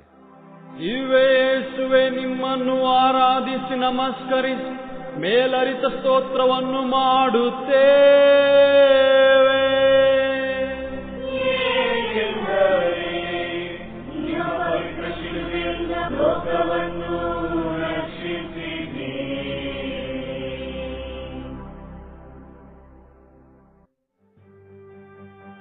ಯೇಸುವು ಶಿಲುಬೆಯನ್ನೊತ್ತು ಅತ್ಯಂತ ಕಷ್ಟಕರವಾದ ಕ್ಷಣಗಳನ್ನು ಯುಗಗಳಂತೆ ಕಳೆಯುತ್ತಿದ್ದಾರೆ. ಮೈಯಲ್ಲಿ ಇರುವ ರಕ್ತವೆಲ್ಲವೂ ನೀರಿನೊಂದಿಗೆ ಖಾಲಿಯಾಗುತ್ತಿದೆ. ವ್ಯಥೆಯೆಲ್ಲವೂ ಸುಪ್ತವಾಗಿ ಮರುಗುತ್ತಿವೆ. ಶರೀರವು ಮಾಂಸದ ಮುದ್ದೆಯಂತೆ ತೋರುತ್ತಿದೆ. ಇಡೀ ದೇಹ ತರಗೆಲೆಯಂತೆ ಅಲ್ಲಾಡುತ್ತಿದೆ. ಶಿಲುಬೆಯಂತೂ ಹೆಗಲಿಗೆ ಅಂಟಿಕೊಂಡಂತಾಗಿದೆ. ಬೆಟ್ಟದ ಹತ್ತಿರ ಬರುತ್ತಿದ್ದಂತೆ ಹರಿಹಾಯುತ್ತಿದ್ದ ಜನರೆಲ್ಲರಿಗೂ ಅಪರಾಧ ಪ್ರಜ್ಞೆ ಜಾಗೃತವಾಗುತ್ತಿದೆ. ಯೇಸುವು ಮಾತ್ರ ಅದಾವುದರ ಪರಿವೇ ಇಲ್ಲದೆ ತಮ್ಮ ಗುರಿಯತ್ತ ಸಾಗುತ್ತಿದ್ದಾರೆ. ಅಲ್ಲಿ ಸೈನಿಕರ ಅಟ್ಟಹಾಸವನ್ನು ಬಿಟ್ಟರೆ ಇನ್ನೇನು ಶಬ್ದವೇ ಇಲ್ಲ. ಅವರೂ ಸಹ ಆಯಾಸಗೊಂಡಿದ್ದಾರೆ. ಅವರಿಗೂ ಒಂದೇ ಬಯಕೆ, ಯೇಸುವನ್ನು ಶಿಲುಬೆಯ ಮೇಲೆಯೇ ಕೊಲ್ಲಬೇಕು. ಆದ್ದರಿಂದ ತಮ್ಮ ಆಯುಧಗಳಿಗೆ ಸ್ವಲ್ಪ ವಿರಾಮವನ್ನು ಕೊಟ್ಟು ಯೇಸುವು ಬೇಗನೆ ಬೆಟ್ಟದ ತುದಿಯನ್ನು ತಲುಪಲು ಆತುರಪಡಿಸುತ್ತಿದ್ದಾರೆ.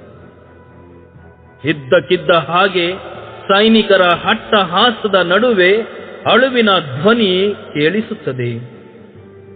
ಇಷ್ಟರವರೆಗೆ ಯಾರೂ ಯೇಸುವನ್ನು ಕಂಡು ದುಃಖಿಸಿರಲಿಲ್ಲ. ದುಃಖವಿದ್ದರೂ ಅರಸನ ಆಜ್ಞೆ ಪಾಲಿಸಿದ್ದೇವೆ ಎಂಬಂತೆ ನೋವನ್ನು ತೋರಿಸಿಕೊಂಡಿರಲಿಲ್ಲ. ಆದರೆ ದುಃಖದ ಕಟ್ಟೆಯೊಡೆದಿತ್ತು.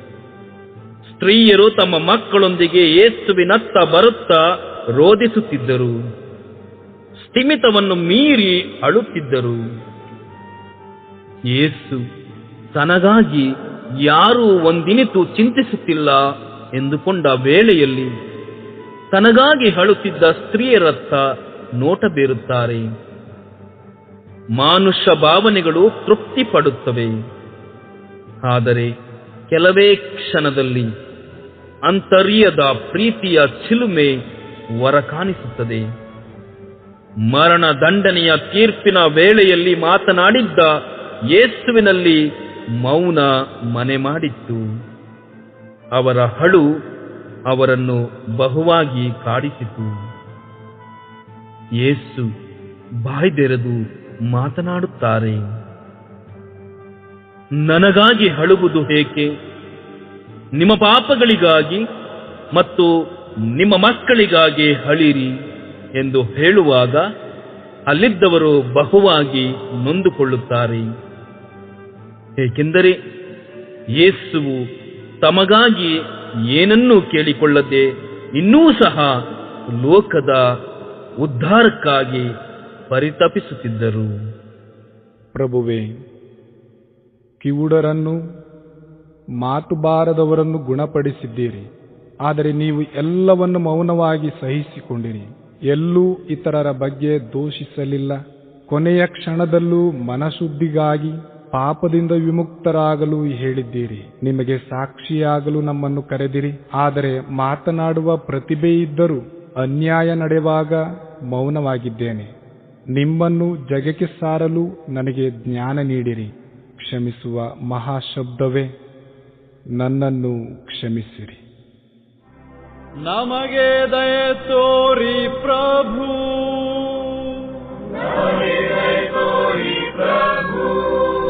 ವಿಶ್ವಾಸಿಗಳ ಆತ್ಮಗಳು ಸರ್ವೇಶ್ವರರ ಕೃಪೆಯಿಂದ ಸಮಾಧಾನದಲ್ಲಿ ವಿಶ್ರಮಿಸಲಿ.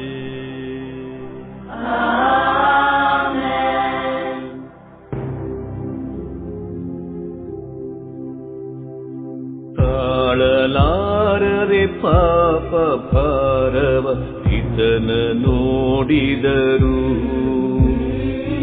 ಬಯಸಿ ದೇವರ ದಿವ್ಯ ಚೇತನ ಯೇಸು ಬಿದ್ದಿಹರು. ಬಂದ ಕಾರ್ಯವ ಮುಗಿಸಲು ಬಲವ ಪ್ರಾರ್ಥಿಸಿ ಮಣಿದರು. ಶಿಲುಬೆ ಮರದಲ್ಲಿ ತೂಗಲು ಸಹ ನಿಸ್ಥಿರತೆಯ ಪಡೆದರು. ಸಹನೆ ಸ್ಥಿರತೆಯ ಪಡೆದರು.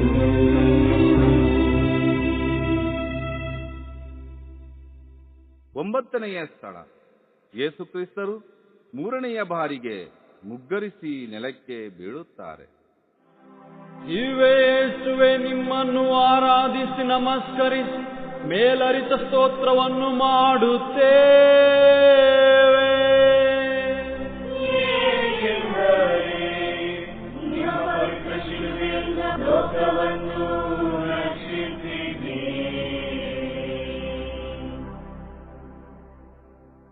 ಅಂತರಂಗದ ಹಳಲು ಆಗಸದಷ್ಟು ವಿಶಾಲ, ಕಡಲಿನಷ್ಟು ಕಠೋರ.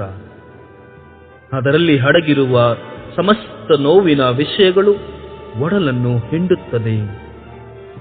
ತೃಪ್ತಿಕರ ಸಂಗತಿಗಳು ಬದುಕಿಗೆ ಸುಖವನ್ನು ತರುತ್ತದೆ. ಯೇಸುವಿನ ಮಾನವ ಮನಸ್ಸು ಅದೇಕೋ ಚಡಪಡಿಸಲು ಆರಂಭಿಸುತ್ತದೆ. ಇನ್ನೇನು ಕೆಲವೇ ಹೆಜ್ಜೆಗಳಲ್ಲಿ ಕಲ್ವಾರಿಯ ತುತ್ತ ತುದಿ. ಕಾಲಿಡಲು ಸಾಧ್ಯವಿಲ್ಲದಂತೆ ಎಲ್ಲೆಡೆ ಕಲ್ಲು ಮುಳ್ಳುಗಳು, ವಿಕೃತ ಸಾವಿಗೆ ಸಾಕ್ಷಿಯಾದ ತಲೆ ಬುರುಡೆಗಳು, ಅವುಗಳ ನಡುವೆ ಶಿಲುಬೆಯನ್ನು ನೆಡಲು ಸಿದ್ಧವಾದ ಹಳ್ಳಗಳು.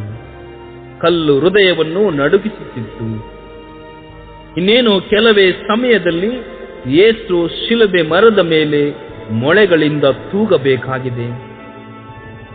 ಆ ವೇದನೆ ಊಹಿಸಲು ಸಹ ಅಸಾಧ್ಯ. ಯೇಸು ಒಮ್ಮೆ ತಲೆ ಎತ್ತಿ ನೋಡುತ್ತಾರೆ. ಮಾನವ ಬದುಕಿನ ಅಂತಿಮ ಯಾತ್ರೆಯನ್ನು ಕೊನೆಗೊಳಿಸುವ ಸ್ಥಳ, ಕೇವಲ ಪಾಪಿಗಳಿಂದಲೇ ತುಳಿಯಲ್ಪಟ್ಟ ಸ್ಥಳ, ಕೆಟ್ಟವರ ತುಳಿತದ ರುಚಿ ಕಂಡ ಸ್ಥಳ. ಇಂದು ಆ ದೇವತನಯ ಬಂದಿದ್ದಾರೆ. ಶಿಲುಬೆಯ ಭಾರಕ್ಕೆ, ದೇಹದ ಬಾಧೆಗೆ, ಮನಸ್ಸಿನ ತಳಮಳಕ್ಕೆ ಯೇಸುವಿನ ಶರೀರ ಪೂರ್ಣ ಬಾಗಿದಂತಾಗಿದೆ. ಸ್ವಲ್ಪವೂ ಶಕ್ತಿ ಇಲ್ಲ. ಆದರೆ ಅವರು ಸಾಮಾನ್ಯ ಮನಸ್ಥಿತಿಯಲ್ಲೇ ಇದ್ದಾರೆ. ಅವರಿರುವ ಈ ಸ್ಥಿತಿಯಲ್ಲಿ ಬೇರೆ ಯಾರಾದರೂ ಆಗಿದ್ದರೆ ಬುದ್ಧಿ ಭ್ರಮಣೆಯಾಗಿ ಪ್ರಾಣ ಬಿಟ್ಟು ಏನೂ ಇರುತ್ತಿರಲಿಲ್ಲ. ಆದರೆ ಪ್ರಭುವು ಲೋಕ ರಕ್ಷಣೆಗೆ ತಮ್ಮನ್ನೇ ಅರ್ಪಿಸಿಕೊಂಡವರು. ಯೇಸುವಿನ ಮನಪಟಲದಲ್ಲಿ ತಾವು ಅನುಭವಿಸಿದ ಘಟನೆಗಳು ಕಾಣಿಸಿಕೊಂಡವು.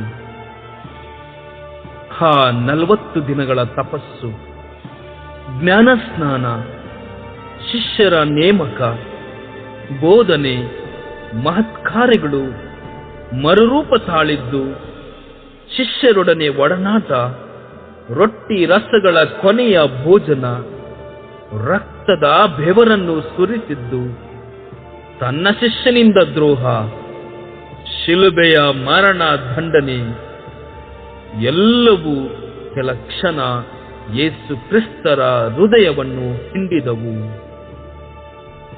ಒಡಲು, ಹೃದಯ, ಮನಸ್ಸುಗಳನ್ನು ಒಮ್ಮೆಲೆ ಲೋಕದ ಸರ್ವ ಸಂಕಟಗಳು ಆವರಿಸಿದಂತಹ ಘೋರ ಯಾತನೆ.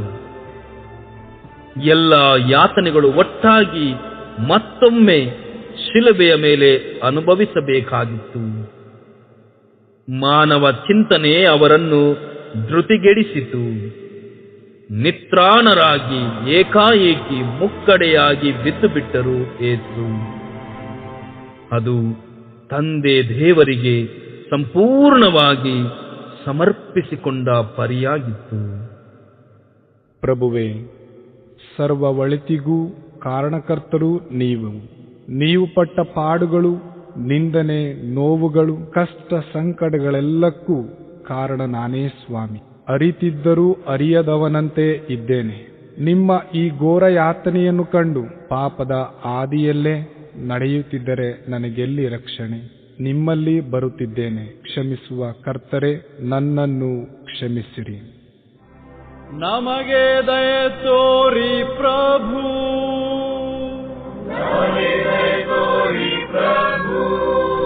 ವಿಶ್ವಾಸಿಗಳ ಆತ್ಮಗಳು ಸರ್ವೇಶ್ವರನ ಕೃಪೆಯಿಂದ ಸಮಾಧಾನದಲ್ಲಿ ವಿಶ್ರಮಿಸಲಿ.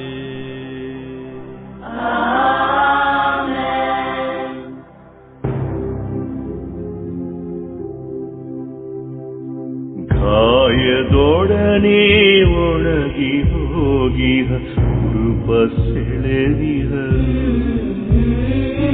ನಗ್ನರಾಗಿ ಲೋಕವೆದುರು ಯೇಸು ನಿಂತಿಹ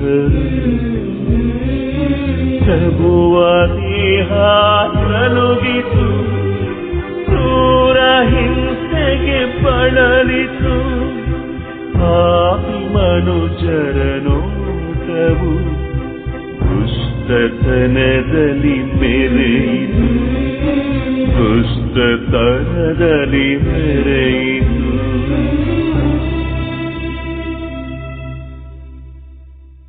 ಹತ್ತನೆಯ ಸ್ಥಳ, ಯೇಸು ಕ್ರಿಸ್ತರ ದೇಹದಲ್ಲಿ ಅಂಟಿಕೊಂಡಿದ್ದ ವಸ್ತ್ರವನ್ನು ಸೈನಿಕರು ಸೆಳೆಯುತ್ತಾರೆ. ಇವೆ ಯೇಸುವೆ, ನಿಮ್ಮನ್ನು ಆರಾಧಿಸಿ ನಮಸ್ಕರಿಸಿ ಮೇಲರಿತ ಸ್ತೋತ್ರವನ್ನು ಮಾಡುತ್ತೇವೆ.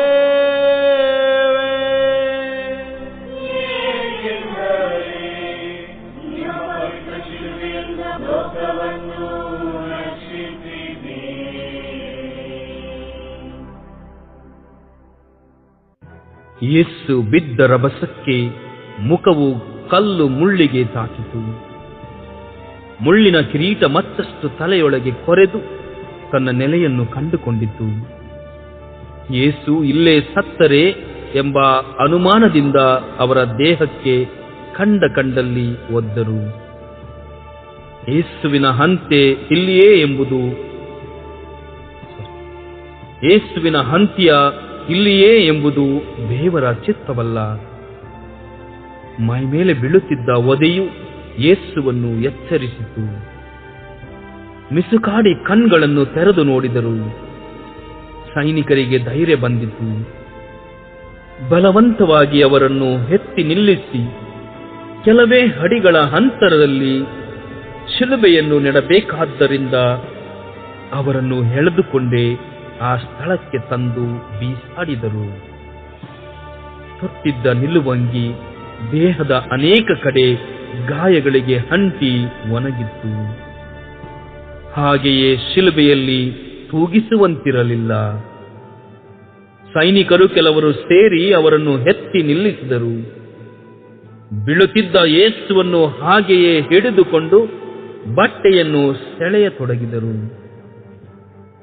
ಇಷ್ಟರವರೆಗೆ ಅನುಭವಿಸಿದ ಎಲ್ಲ ಯಾತನೆಗಳು ಈ ಸಂದರ್ಭದಲ್ಲಿ ಯೇಸುವನ್ನು ಮುತ್ತಿಕೊಂಡವು. ಮನುಷ್ಯರು ಪಾಪವನ್ನು ಬಿಟ್ಟು ಬಿಡುತ್ತೇನೆ ಎಂದು ಪಾಪ ವಿಜ್ಞಾಪನೆಯಲ್ಲಿ ದೇವರಿಗೆ ಪ್ರತಿಜ್ಞೆ ಮಾಡಿ ಮತ್ತೆ ಅದೇ ಪಾಪದ ಕೂಪದಲ್ಲಿ ಬೀಳುವಾಗ ಯೇಸುವು ಇದೇ ವೇದನೆಯನ್ನು ಪಡುತ್ತಾರೆ. ಪ್ರಭುವಿನ ಈ ಘೋರ ನೋವಿಗೆ ಕಾರಣ ನಾವೇ ಅಲ್ಲವೇ? ತಮ್ಮ ರೂಪದಲ್ಲೇ ನರನನ್ನು ಉಂಟು ಮಾಡಿದರು. ಎಲ್ಲಾ ಸೌಕರ್ಯಗಳನ್ನು ಅವರಿಗೆ ನೀಡಿದರು. ದೇವರ ವಿರುದ್ಧ ದ್ರೋಹಗೈದರೂ ಸಹ ಮನುಷ್ಯರನ್ನು ಮತ್ತಷ್ಟು ಪ್ರೀತಿಸಿ ರಕ್ಷಣಾ ಕಾರ್ಯಕ್ಕೆ ಮುಂದಾದರು.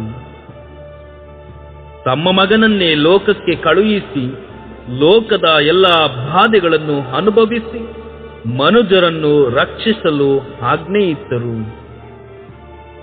ಆದರೆ ನಾವು ಮಾಡುತ್ತಾ ಇರುವುದು ಏನು?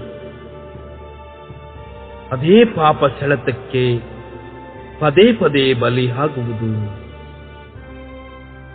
ಯೇಸುವಿನ ದೇಹದಿಂದ ಕಿತ್ತು ತೆಗೆದ ಬಟ್ಟೆ ಸಂಪೂರ್ಣ ರಕ್ತಸಿಕ್ತವಾಗಿತ್ತು. ಒಣಗಿದ್ದ ಗಾಯವೆಲ್ಲವೂ ಮತ್ತೆ ತೆರೆದುಕೊಂಡವು. ಇದನ್ನು ಶರೀರವೆನ್ನುತ್ತಾರೇನು? ಚರ್ಮವೇ ಇಲ್ಲದ ಶರೀರಕ್ಕೆ ಇರುವ ಹೆಸರೇನು? ಮತ್ತೊಂದು ಕ್ರೂರ ಅವಮಾನ ಯೇಸುವಿನ ಪಾಲಿಗೆ ಸಿಕ್ಕಿತು. ಅದು ಯೇಸುವಿನ ನಗ್ನತೆ. ಪ್ರಭುವೇ, ಇನ್ನು ಏನ ಹೇಳಲಿ ನಾನು? ಹೇಗೆ ನಿಮ್ಮನ್ನು ಮಾತನಾಡಿಸಲಿ? ಹೇಗೆ ನಿಮ್ಮನ್ನು ನೋಡಲಿ? ಹೇಗೆ ನಿಮ್ಮನ್ನು ಸಂತೈಸಲಿ? ಪ್ರಪಂಚದ ಎಲ್ಲ ವೇದನೆ, ಅವಮಾನಗಳು ನಿಮ್ಮನ್ನು ನಗ್ನತೆಯಲ್ಲಿ ನಿಲ್ಲಿಸಿದೆ. ಇಡೀ ಬ್ರಹ್ಮಾಂಡದ ಒಡೆಯರಾದ ನೀವು ಏನು ಇಲ್ಲದವರಾಗಿ ಭೂಲೋಕದ ಕಟ್ಟ ಕಡೆಯವರಾಗಿ ನಿಂತಿದ್ದೀರಿ. ನಿಮಗೆ ಶರಣಾಗದೆ ನನಗಿನ್ನೂ ಬೇರೆ ಚಿಂತನೆಯೇ ಇಲ್ಲ. ಕ್ಷಮಿಸುವ ರಾಜರೇ, ನನ್ನನ್ನು ಕ್ಷಮಿಸಿರಿ. ನಮಗೆ ದಯೆ ತೋರಿ ಪ್ರಭು,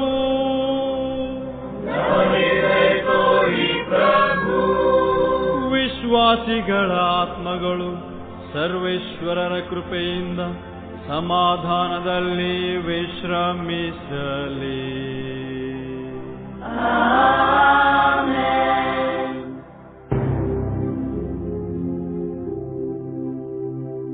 ಶಿಲುಬೆ ಮಾರ್ಗದಲ್ಲಿ ಯೇಸು ಪ್ರಭುವನು ತಳ್ಳಿ ಕೆಡವಿದರು. ಕೈ ಕಾಲಿಗೆ ಮೊಳೆಯ ಜಡಿದು ನೇತು ಹಾಕಿದರು. ಗುರಿಯ ತೋರಿದ ಗುರುವಿಗೆ ಈ ಶಿಕ್ಷೆಯು ಸೂಕ್ತವೇ? ಗೋಪ್ಯವಲ್ಲದ ಮಾತಿಗೆ ಶಿಲುಬೆ ಮರಣವು ಏತಕ್ಕೆ? ಶಿಲುಬೆ ಮರಣವು ಏತಕ್ಕೆ? 11ನೆಯ ಸ್ಥಳ, ಯೇಸು ಕ್ರಿಸ್ತರನ್ನು ಮೊಳೆಗಳಿಂದ ಶಿಲುಬೆಗೆ ಜಡಿಯುತ್ತಾರೆ. ಇವೆ ಯೇಸುವೆ, ನಿಮ್ಮನ್ನು ಆರಾಧಿಸಿ ನಮಸ್ಕರಿಸಿ ಮೇಲರಿತ ಸ್ತೋತ್ರವನ್ನು ಮಾಡುತ್ತೇವೆ.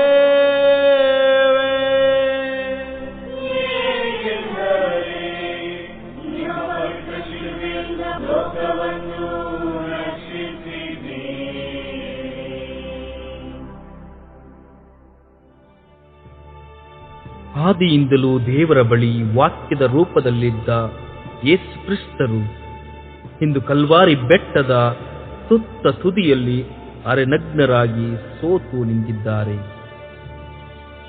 ದೇವದೂತರ ಮಹಿಮಾ ಗೀತೆಗಳ ನಡುವೆ ಮೇಘ ಸಿಂಹಾಸನದಲ್ಲಿ ಆಸೀನರಾಗಿದ್ದ ಕ್ರಿಸ್ತ ರಾಜರು ಅನಾಥರಂತೆ ನಿಂತಿದ್ದಾರೆ. ಬಲಿಪೀಠ, ಶಿಲುಬೆ ಮರ ಯೇಸುವಿನೊಂದಿಗೆ ರಕ್ಷಣೆಯ ಚಿಹ್ನೆಯಾಗಿ ನಿಲ್ಲಲು ಹಣಿಯಾಗಿತ್ತು. ಎಲ್ಲರ ಬಿಡುಗಡೆಗೆ ಕಾರಣರಾದ ಪ್ರಭುವಿನ ಬಿಡುಗಡೆ ಸಾಧ್ಯವೇ? ಯೇಸುವನ್ನು ಸಂತೈಸುವವರು ಯಾರೂ ಇಲ್ಲ. ಮೃತ್ಯು ಬಾಯ್ದೆರೆದು ಕಾದಿತ್ತು. ಇದೇನು ಸಾಧಾರಣವಾದ ಮೃತ್ಯುವೇ? ದೇವಗಣಗಳು, ದೇವ ಭಕ್ತರು, ಪ್ರಿಯ ಶಿಷ್ಯರು, ಮೆಚ್ಚಿನ ಜನರು ಎಲ್ಲರೂ ಇಲ್ಲಿ ಅಸಹಾಯಕರಾಗಿದ್ದಾರೆ. ತಂದೆ ದೇವರಂತೂ ಈಗಾಗಲೇ ಮೌನಲೋಕಕ್ಕೆ ಹೋಗಿಬಿಟ್ಟಿದ್ದರು. ಏಕೆಂದರೆ ತಮ್ಮ ಚಿತ್ತವನ್ನೇ ತಮ್ಮ ಏಕಮಾತ್ರ ಪುತ್ರ ನೆರವೇರಿಸುತ್ತಿರುವುದು. ಬಳಲಿ ಬೆಂಡಾಗಿ ಸೋತು ಕುಸಿಯುತ್ತಿದ್ದ ಕರ್ತರನ್ನು ಸೈನಿಕರು ಎಳೆದು ಬಲಿಪೀಠದ ಮೇಲೆ ತಳ್ಳಿದರು. ಶಿಲುಬೆಗೆ ಸರಿಯಾಗಿ ಅವರ ಕೈಕಾಲುಗಳನ್ನು ಬಲವಂತವಾಗಿ ಎಳೆದು ಹಗ್ಗಗಳಿಂದ ಕಟ್ಟಿ ಹಾಕಿದರು. ಯೇಸುವಿನ ಶರೀರ ಗಡಗಡನೆ ನಡುಗುತ್ತಿತ್ತು. ಸೈನಿಕರು ಕೈಕಾಲುಗಳ ಬಳಿ ಕುಳಿತು ಮೊಳೆಗಳನ್ನು ತೆಗೆದುಕೊಂಡರು.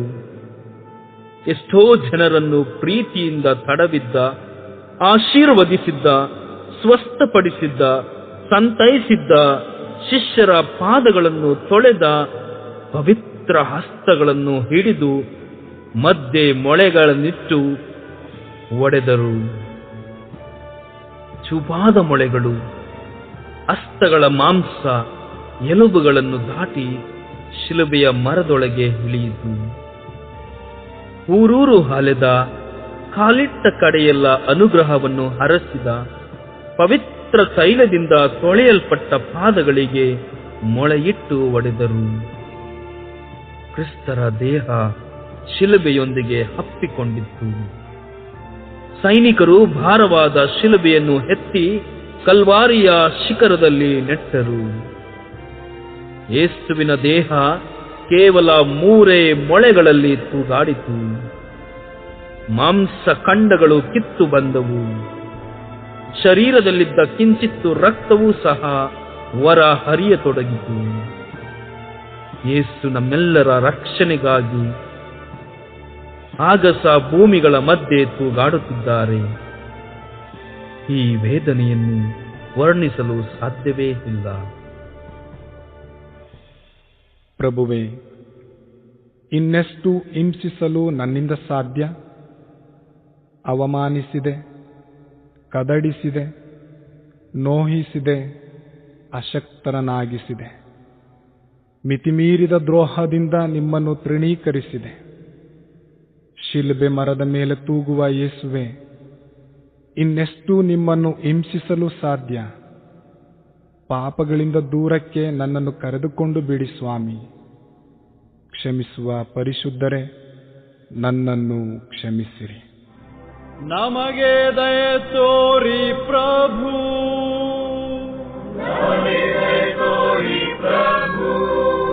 ವಿಶ್ವಾಸಿಗಳ ಆತ್ಮಗಳು ಸರ್ವೇಶ್ವರರ ಕೃಪೆಯಿಂದ ಸಮಾಧಾನದಲ್ಲಿ ವಿಶ್ರಮಿಸಲಿ.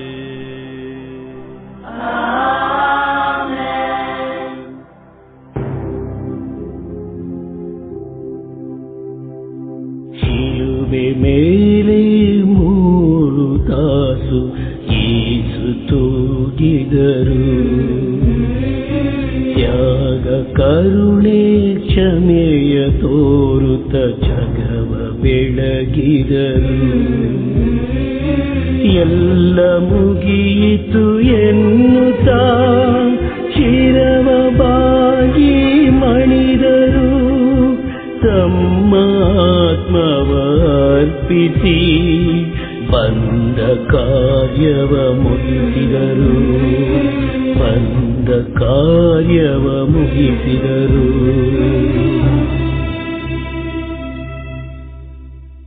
12ನೆಯ ಸ್ಥಳ. ಯೇಸು ಕ್ರಿಸ್ತರು ಶಿಲುಬೆ ಮೇಲೆ ತಮ್ಮ ಆತ್ಮವನ್ನು ಪಿತನಿಗೆ ಅರ್ಪಿಸುತ್ತಾರೆ. ಇವೆ ಯೇಸುವೆ, ನಿಮ್ಮನ್ನು ಆರಾಧಿಸಿ ನಮಸ್ಕರಿಸಿ ಮೇಲರಿತ ಸ್ತೋತ್ರವನ್ನು ಮಾಡುತ್ತೇವೆ.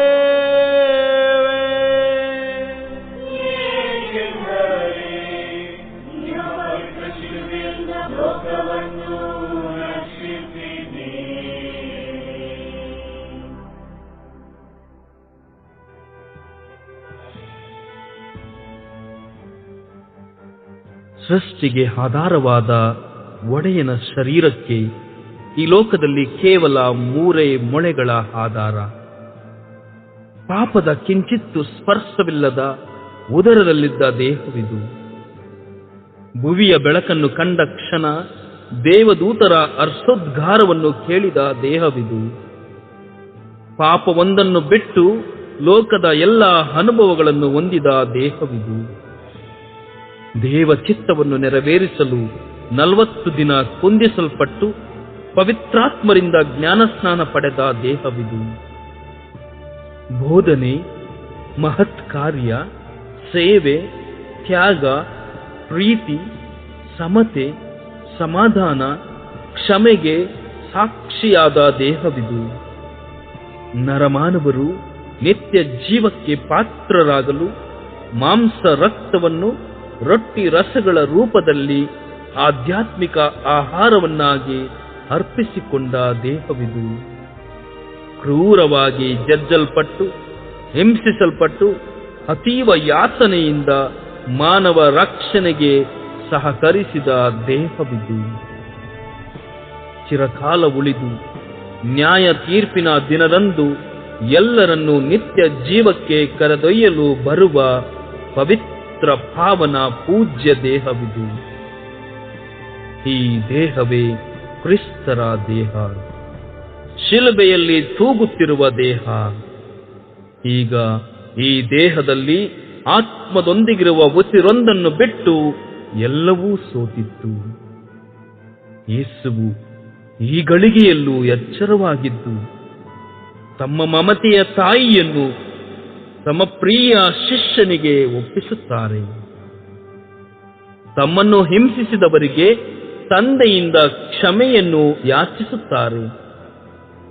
ತಮ್ಮ ಬಲಗಡೆ ತೂಗಲ್ಪಟ್ಟ ಒಳ್ಳೆಯ ಕಳ್ಳನಿಗೆ ಶುಭ ನುಡಿಯುತ್ತಾರೆ.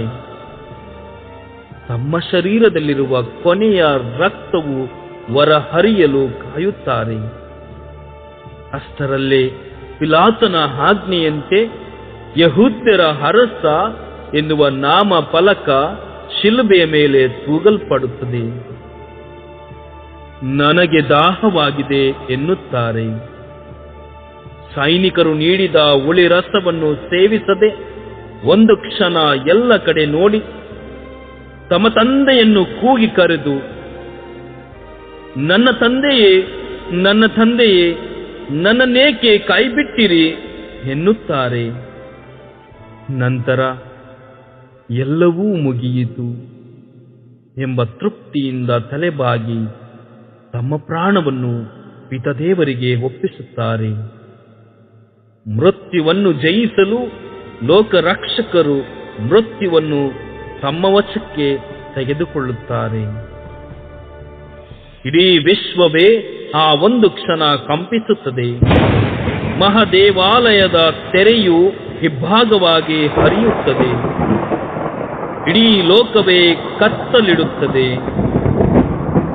ಭೂಮಿಯು ಅಳುತ್ತಾ ಸಿಡಿಯುತ್ತದೆ. ಮಳೆಯೋಪಾದಿಯಲ್ಲಿ ಕಣ್ಣೀರಿಡುತ್ತದೆ. ಗುಡುಗು ಸಿಡಿಲುಗಳು ನೋವನ್ನು ಹಂಚಿಕೊಳ್ಳುತ್ತವೆ. ಕ್ರಿಸ್ತರ ಪಾಡು ಕೊನೆಗೊಳ್ಳುತ್ತದೆ. ಪ್ರಭುವೇ, ಗುರುವೇ, ನನ್ನ ರಕ್ಷಕರೇ, ನನ್ನಿಂದ ಏನನ್ನೂ ಹೇಳಲು ಸಾಧ್ಯವಿಲ್ಲ.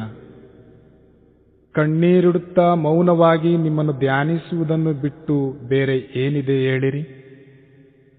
ಕ್ಷಮಿಸಿದ ಪ್ರೇಮಮೂರ್ತಿಯೇ, ನಿಮ್ಮನ್ನು ಆರಾಧಿಸುತ್ತೇನೆ.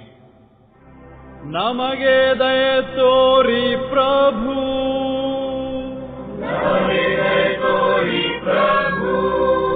ವಿಶ್ವಾಸಿಗಳ ಆತ್ಮಗಳು ಸರ್ವೇಶ್ವರರ ಕೃಪೆಯಿಂದ ಸಮಾಧಾನದಲ್ಲಿ ವಿಶ್ರಮಿಸಲಿ.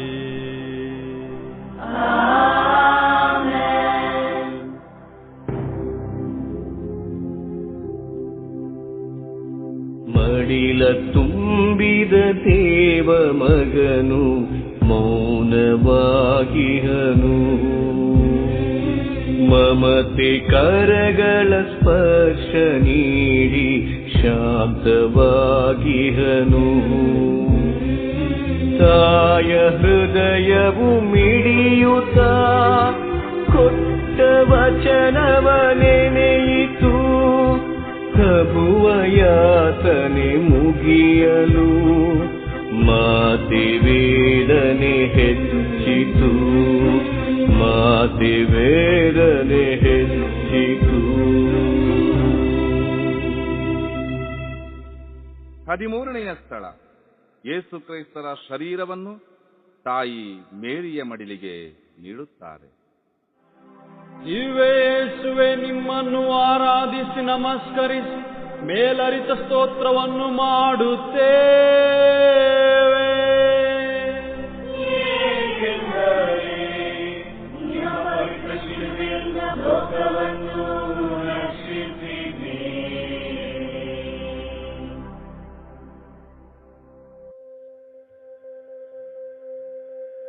ಎಲ್ಲವೂ ಮುಗಿಯಿತು ಎನ್ನುತ್ತ ತಲೆಬಾಗಿದ ಕ್ರಿಸ್ತರ ಶರೀರವು ನಿಸ್ತೇಜವಾಗಿ ಶಿಲುಬೆಯಲ್ಲಿ ತೂಗುತ್ತಿತ್ತು.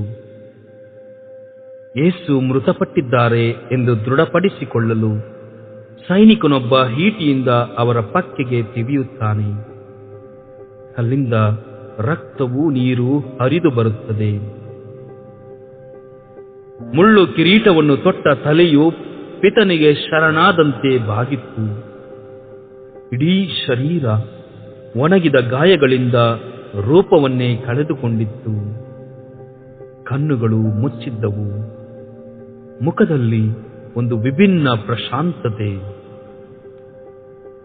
ಪ್ರಭುವಿನ ಕೊನೆಯ ಶ್ವಾಸವನ್ನು ತನ್ನಲ್ಲಿ ಲೀನವಾಗಿಸಿಕೊಂಡು ಅವರ ಕೊನೆಯ ನೋಟಕ್ಕೆ ಸಾಕ್ಷಿಯಾದ ಸೃಷ್ಟಿಯೂ ಅಳುತ್ತಿತ್ತು. ಮಾನವನ ಮನಸ್ಸು ಇನ್ನೂ ಸಹ ಕ್ರೂರವಾಗಿಯೇ ಇತ್ತು. ಯೇಸು ಅನುಭವಿಸಿದ ಈ ನೀಚ ಮರಣಕ್ಕೆ ಪ್ರಮುಖ ಕಾರಣ ಆತನೇ. ಇಂತಹ ಘೋರ ಮರಣವನ್ನು ಕಂಡರೂ ಆತನ ಪೈಶಾಚಿಕ ಮನಸ್ಸು, ಚಿಂತನೆ, ಆಲೋಚನೆಗಳು ಇನ್ನೂ ಯೇಸುವನ್ನು ಅನುಮಾನಿಸುತ್ತಿತ್ತು. ಏಕೆಂದರೆ ಸತ್ತ 3ನೇ ದಿನ ಏಳುವೆನೆಂದಿದ್ದರು ಪ್ರಭು ಯೇಸು. ರಕ್ಷಕರ ತಾಯಿ ಮರಿಯಳು ತನ್ನ ಮಗನ ಮರಣವನ್ನು ಕಣ್ಣಾರೆ ಕಂಡವರು. ಅವರನ್ನು ಸಂತೈಸಲು ಯಾರಿಂದ ಸಾಧ್ಯ? ಕೊಟ್ಟಿಗೆಯಲ್ಲಿ ಜನಿಸಿದ ತನ್ನ ಕಂದನನ್ನು ಕಂಡು ನೊಂದಿದ್ದರು. ಎಲ್ಲರಂತಿಲ್ಲದೆ ತನ್ನದೇ ಲೋಕದಲ್ಲಿ ವಿಹರಿಸುತ್ತಿದ್ದ ಯೇಸು ಬಾಲರನ್ನು ಕಂಡು ಮರುಕಪಟ್ಟಿದ್ದರು. ಕಾಣೆಯಾದ ಯೇಸುವಿಗಾಗಿ ಮರುಗಿದ್ದರು. ಲೋಕರಕ್ಷಣೆಯ ಕಾರ್ಯಕ್ಕಾಗಿ ತನ್ನನ್ನು ಮನೆಯನ್ನು ಬಿಟ್ಟು ಹೋದಾಗ ಸಂಕಟಪಟ್ಟಿದ್ದರು. ಜನರು ತಮ್ಮ ಮಗನ ವಿರುದ್ಧ ಇಲ್ಲ ಸಲ್ಲದ ಅಪವಾದ ಹೊರಿಸಲು ನೊಂದಿದ್ದರು. ಅನ್ನ ನೀರು ವಿರಾಮವಿಲ್ಲದೆ ಜನರ ಒಳಿತಿಗಾಗಿ ಊರೂರು ಅಲೆಯುತ್ತಿದ್ದ ತಮ್ಮ ಮಗನ ವಿಷಯಗಳನ್ನು ಕೇಳಿ ಚಡಪಡಿಸುತ್ತಿದ್ದರು. ಸೈನಿಕರು ಅವರನ್ನು ಹಿಡಿದು ಹಿಂಸಿಸುತ್ತಿದ್ದಾರೆ ಎಂಬ ಸಂಗತಿ ಕೇಳಿ ನೊಂದುಕೊಂಡರು. ಸೈನಿಕರು ತಮ್ಮ ಮಗನನ್ನು ಕಳ್ಳನಂತೆ ನಡೆಸಿಕೊಂಡ ರೀತಿಯನ್ನು ಕಣ್ಣಾರೆ ಕಂಡು ತಳಮಳಗೊಂಡರು. ಉಸಿರಲ್ಲಿ ಉಸಿರಾದ ತಮ್ಮ ಪ್ರೀತಿಯ ಕುಮಾರ ಕೊನೆಯುಸಿರೆಳೆದಾಗ ತಮ್ಮನ್ನೇ ಕಳೆದುಕೊಂಡರು ಆ ತಾಯಿ ಮರಿಯ. ಅವರ ವೇದನೆಗೆ ಎಲ್ಲಿದೆ ಕೊನೆ? ಅವರ ನೋವಿಗೆ ಎಲ್ಲಿದೆ ಸಾಂತ್ವನ? ಕ್ರಿಸ್ತರ ವೇದನೆ ಅಂತ್ಯ ಕಂಡಿತ್ತು, ಆದರೆ ಮರಿಯಳಿಗೆ ವೇದನೆ ಮುಂದುವರೆದಿತ್ತು. ಯೇಸುವಿನ ಪಾರ್ಥಿವ ಶರೀರವನ್ನು ಸೈನಿಕರು ಶಿಲುಬೆಯಿಂದ ಇಳಿಸಿ ಮರಿಯಳ ಮಡಿಲಿಗೆ ನೀಡುತ್ತಾರೆ. ಮಾತೆ ತಮ್ಮ ಮಗನನ್ನು ಹಪ್ಪಿ ಮುತ್ತಿಕ್ಕುತ್ತಾರೆ. ಅವರು ಹದುಮಿಟ್ಟಿದ್ದ ದುಃಖದ ಕಟ್ಟೆಯೊಡೆಯುತ್ತದೆ. ತಾಯಿ ಮಗನನ್ನು ಒಟ್ಟಿಗೆ ಕಂಡ ಸಮಸ್ತ ಸೃಷ್ಟಿ ಸಂಕುಲಗಳು ತಮ್ಮ ದುಃಖವನ್ನು ತಡೆಯಲಾರದೆ ಮುಗಿಲು ಮುಟ್ಟುವಂತೆ ರೋಧಿಸುತ್ತವೆ.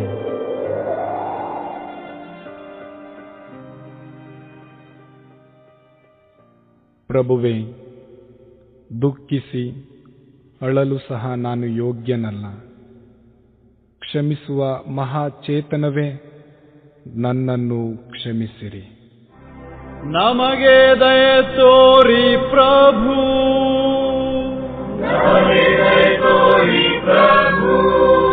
ವಿಶ್ವಾಸಿಗಳ ಆತ್ಮಗಳು ಸರ್ವೇಶ್ವರನ ಕೃಪೆಯಿಂದ ಸಮಾಧಾನದಲ್ಲಿ ವಿಶ್ರಮಿಸಲಿ.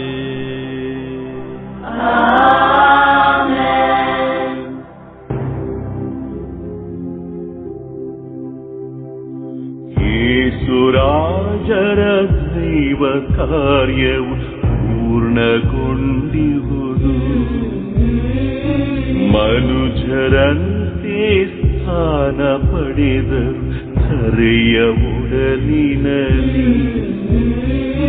ನರರ ನೂತನ ಬಾಳಿಗೆ ಅವರ ವಾರ್ತೆಯ ಮೂಲವು ನೈಜ ಕ್ರಿಸ್ತರ ಸಾರಲು ಖಚಿತ ನಿತ್ಯ ಜೀವವು ನಮಗೆ ನಿತ್ಯ ಜೀವವು.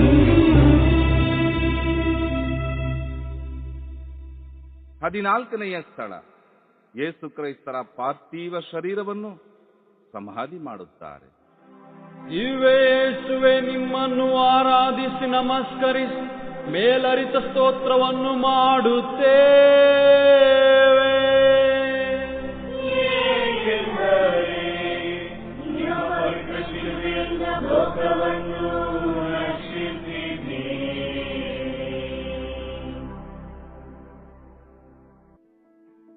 ಜನ್ಮ ಪಾಪವನ್ನೊತ್ತು ಜನಿಸುವ ಮಾನವ ದೇಹ ಮೃತಪಟ್ಟಾಗ ಮಣ್ಣಿಗೆ ಸೇರುತ್ತದೆ. ಉಸಿರು ದೇವರಲ್ಲಿ ಲೀನವಾಗುತ್ತದೆ. ಮಣ್ಣಿನಲ್ಲಿ ಮಣ್ಣಾಗುವ ದೇಹ ಕೊನೆಯ ತೀರ್ಪಿನ ದಿನದಂದು ಆತ್ಮಸ್ವರೂಪವಾಗಿ ಕಾಣಿಸಿಕೊಳ್ಳುತ್ತದೆ. ದೇವರ ತೀರ್ಪಿಗೆ ತಲೆಬಾಗುತ್ತದೆ. ಅಲ್ಲಿಯವರೆಗೆ ಮಾನವನು ಚಿರನಿದ್ರೆಗೆ ತೆರಳುತ್ತಾನೆ. ಆದರೆ ದೇವಕಂದನ ನರರೂಪದ ದೇಹ ನಮ್ಮಂತೆ ಅಲ್ಲ. ಅದು ಪವಿತ್ರಾತ್ಮರಿಂದ ಗರ್ಭಧರಿಸಿ ಆದಿಯಿಂದಲೂ ಶುದ್ಧೀಕರಿಸಲ್ಪಟ್ಟ ಮರಿಯಳ ಉದರದಲ್ಲಿ ಅವತರಿಸಿದ ದೇಹ, ಪಾಪರಹಿತ ದೇಹ, ಲೋಕ ರಕ್ಷಣೆಗಾಗಿ ಸಂಪೂರ್ಣವಾಗಿ ಜಜ್ಜಲ್ಪಟ್ಟ ದೇಹ, ಒಂದು ಹನಿ ರಕ್ತವು ಉಳಿಯದಂತೆ ಸಂಪೂರ್ಣವಾಗಿ ತ್ಯಾಗ ಮಾಡಿದ ದೇಹ. ಕೊನೆಯ ನ್ಯಾಯ ತೀರ್ಪಿನಂದು ಮಾನವ ದೇಹವೆಲ್ಲವೂ ನವರೂಪ ತಾಳಿದಾಗ ಚಿರಕಾಲ ದೇವರ ಪ್ರೀತಿಯ ಸೃಷ್ಟಿಯ ಸಾಕ್ಷಿಯಾಗಿ ಉಳಿಯಬೇಕಾದ ದೇಹ, ಚಿರಕಾಲ ಮಹಿಮಾ ಘೋಷಗಳಿಂದ ಆರಾಧಿಸಲ್ಪಡಬೇಕಾದ ದೇಹ, ಪರಿಪೂರ್ಣ ದೈವ ಪ್ರಭೆಯಿಂದ ಸಹಸ್ರ ಕೋಟಿ ಸೂರ್ಯನ ಜ್ಯೋತಿಗಿಂತ ಅಧಿಕವಾಗಿ ಪ್ರಜ್ವಲಿಸುವ ದೇಹ, ಪ್ರಭುವಿನ ದೇಹ. ಲೋಕದ ಸಾಮಾನ್ಯರಲ್ಲಿ ಸಾಮಾನ್ಯರಂತೆ, ದೀನರಲ್ಲಿ ದೀನರಂತೆ ಮೃತ ಹೊಂದಿದ ಯೇಸುವಿನ ಪಾರ್ಥಿವ ಶರೀರವನ್ನು ಸಾಂಪ್ರದಾಯಿಕವಾಗಿ ಸಮಾಧಿ ಮಾಡಬೇಕಾಗಿರುತ್ತದೆ. ಅದರಂತೆ ಪ್ರಭುವಿನ ಪಾರ್ಥಿವ ಶರೀರವನ್ನು ಶುದ್ಧೀಕರಿಸಿ ಸುಗಂಧ ತೈಲಗಳನ್ನು ಲೇಪಿಸಿ ನಾರುಮಡಿಯಲ್ಲಿ ಸುತ್ತಿ ಸಿದ್ಧಪಡಿಸುತ್ತಾರೆ. ಅರಿಮತಾಯದ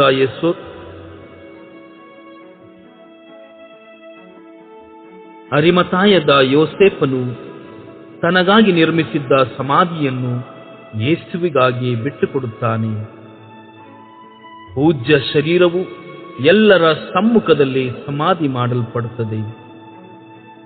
ತಾನು ಸತ್ತ 3ನೇ ದಿನ ಮತ್ತೆ ಹೇಳುತ್ತೇನೆ ಎಂದು ಹೇಳಿದ ಯೇಸುವಿನ ಮಾತು ಮಹಾಯಾಜಕರು ಫರಿಸಾಯರ ನೆನಪಿಗೆ ಬರುತ್ತದೆ. ಪಿಲಾತನ ಬಳಿ ಬಂದು ಸಮಾಧಿಯನ್ನು ಭದ್ರಪಡಿಸಿ ಕಾಯಲು ಅಪ್ಪಣೆ ಕೋರುತ್ತಾರೆ.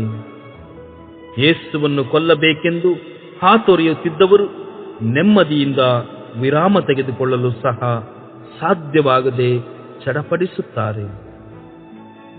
ಈ ತನ್ಮಧ್ಯೆ ಪ್ರಭುವು ಪಾತಾಳ ಲೋಕದಲ್ಲಿ ಸಂಚರಿಸಿ ಅಲ್ಲಿದ್ದವರನ್ನು ಸಂತೈಸುತ್ತಾರೆ. ಕತ್ತಲ ಲೋಕದಲ್ಲಿ ಪ್ರಪ್ರಥಮವಾಗಿ ಜ್ಯೋತಿ ಪ್ರಜ್ವಲಿಸುತ್ತದೆ. ಭೂಲೋಕದ ಬೆಳಕು ಕತ್ತಲಾಗಿತ್ತು. ಎಲ್ಲವೂ ಮೌನ, ಎಲ್ಲರ ಮನಗಳು ಮೌನ. ಸೃಷ್ಟಿಯು ಮೌನದಲ್ಲಿ ಲೀನವಾಗಿತ್ತು. ಮುಂದೆ ಏನೋ ಒಂದು ಮಹಾಕಾರ್ಯವು ಘಟಿಸಬಹುದೆಂಬ ಸೂಚನೆ ಈ ಮೌನದಲ್ಲಿಯೇ ಸ್ಪಷ್ಟವಾಗಿ ಕಾಣಿಸುತ್ತಿತ್ತು.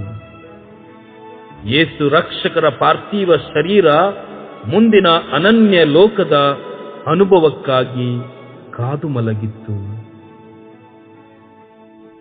ಕೆಲ ನಿಮಿಷಗಳು ಮೌನವಾಗಿ ಕ್ರಿಸ್ತರ ಪಾಡುಗಳನ್ನು ಧ್ಯಾನಿಸೋಣ.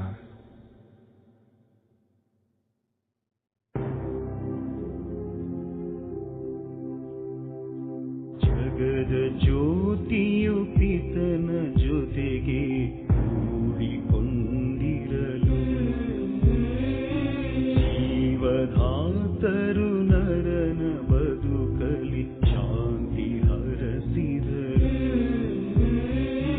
ಪ್ರಭುವು ಹೇಳಿದ ಮಾತಲಿ ಸತ್ಯ ಅರಿತು ಲೋಕವು ಪುನರುತ್ಥಾನದ ಕ್ಷಣವನು ಎದುರು ನೋಡಿತು ಹೃದಯವು, ಎದುರು ನೋಡಿತು ಹೃದಯವು.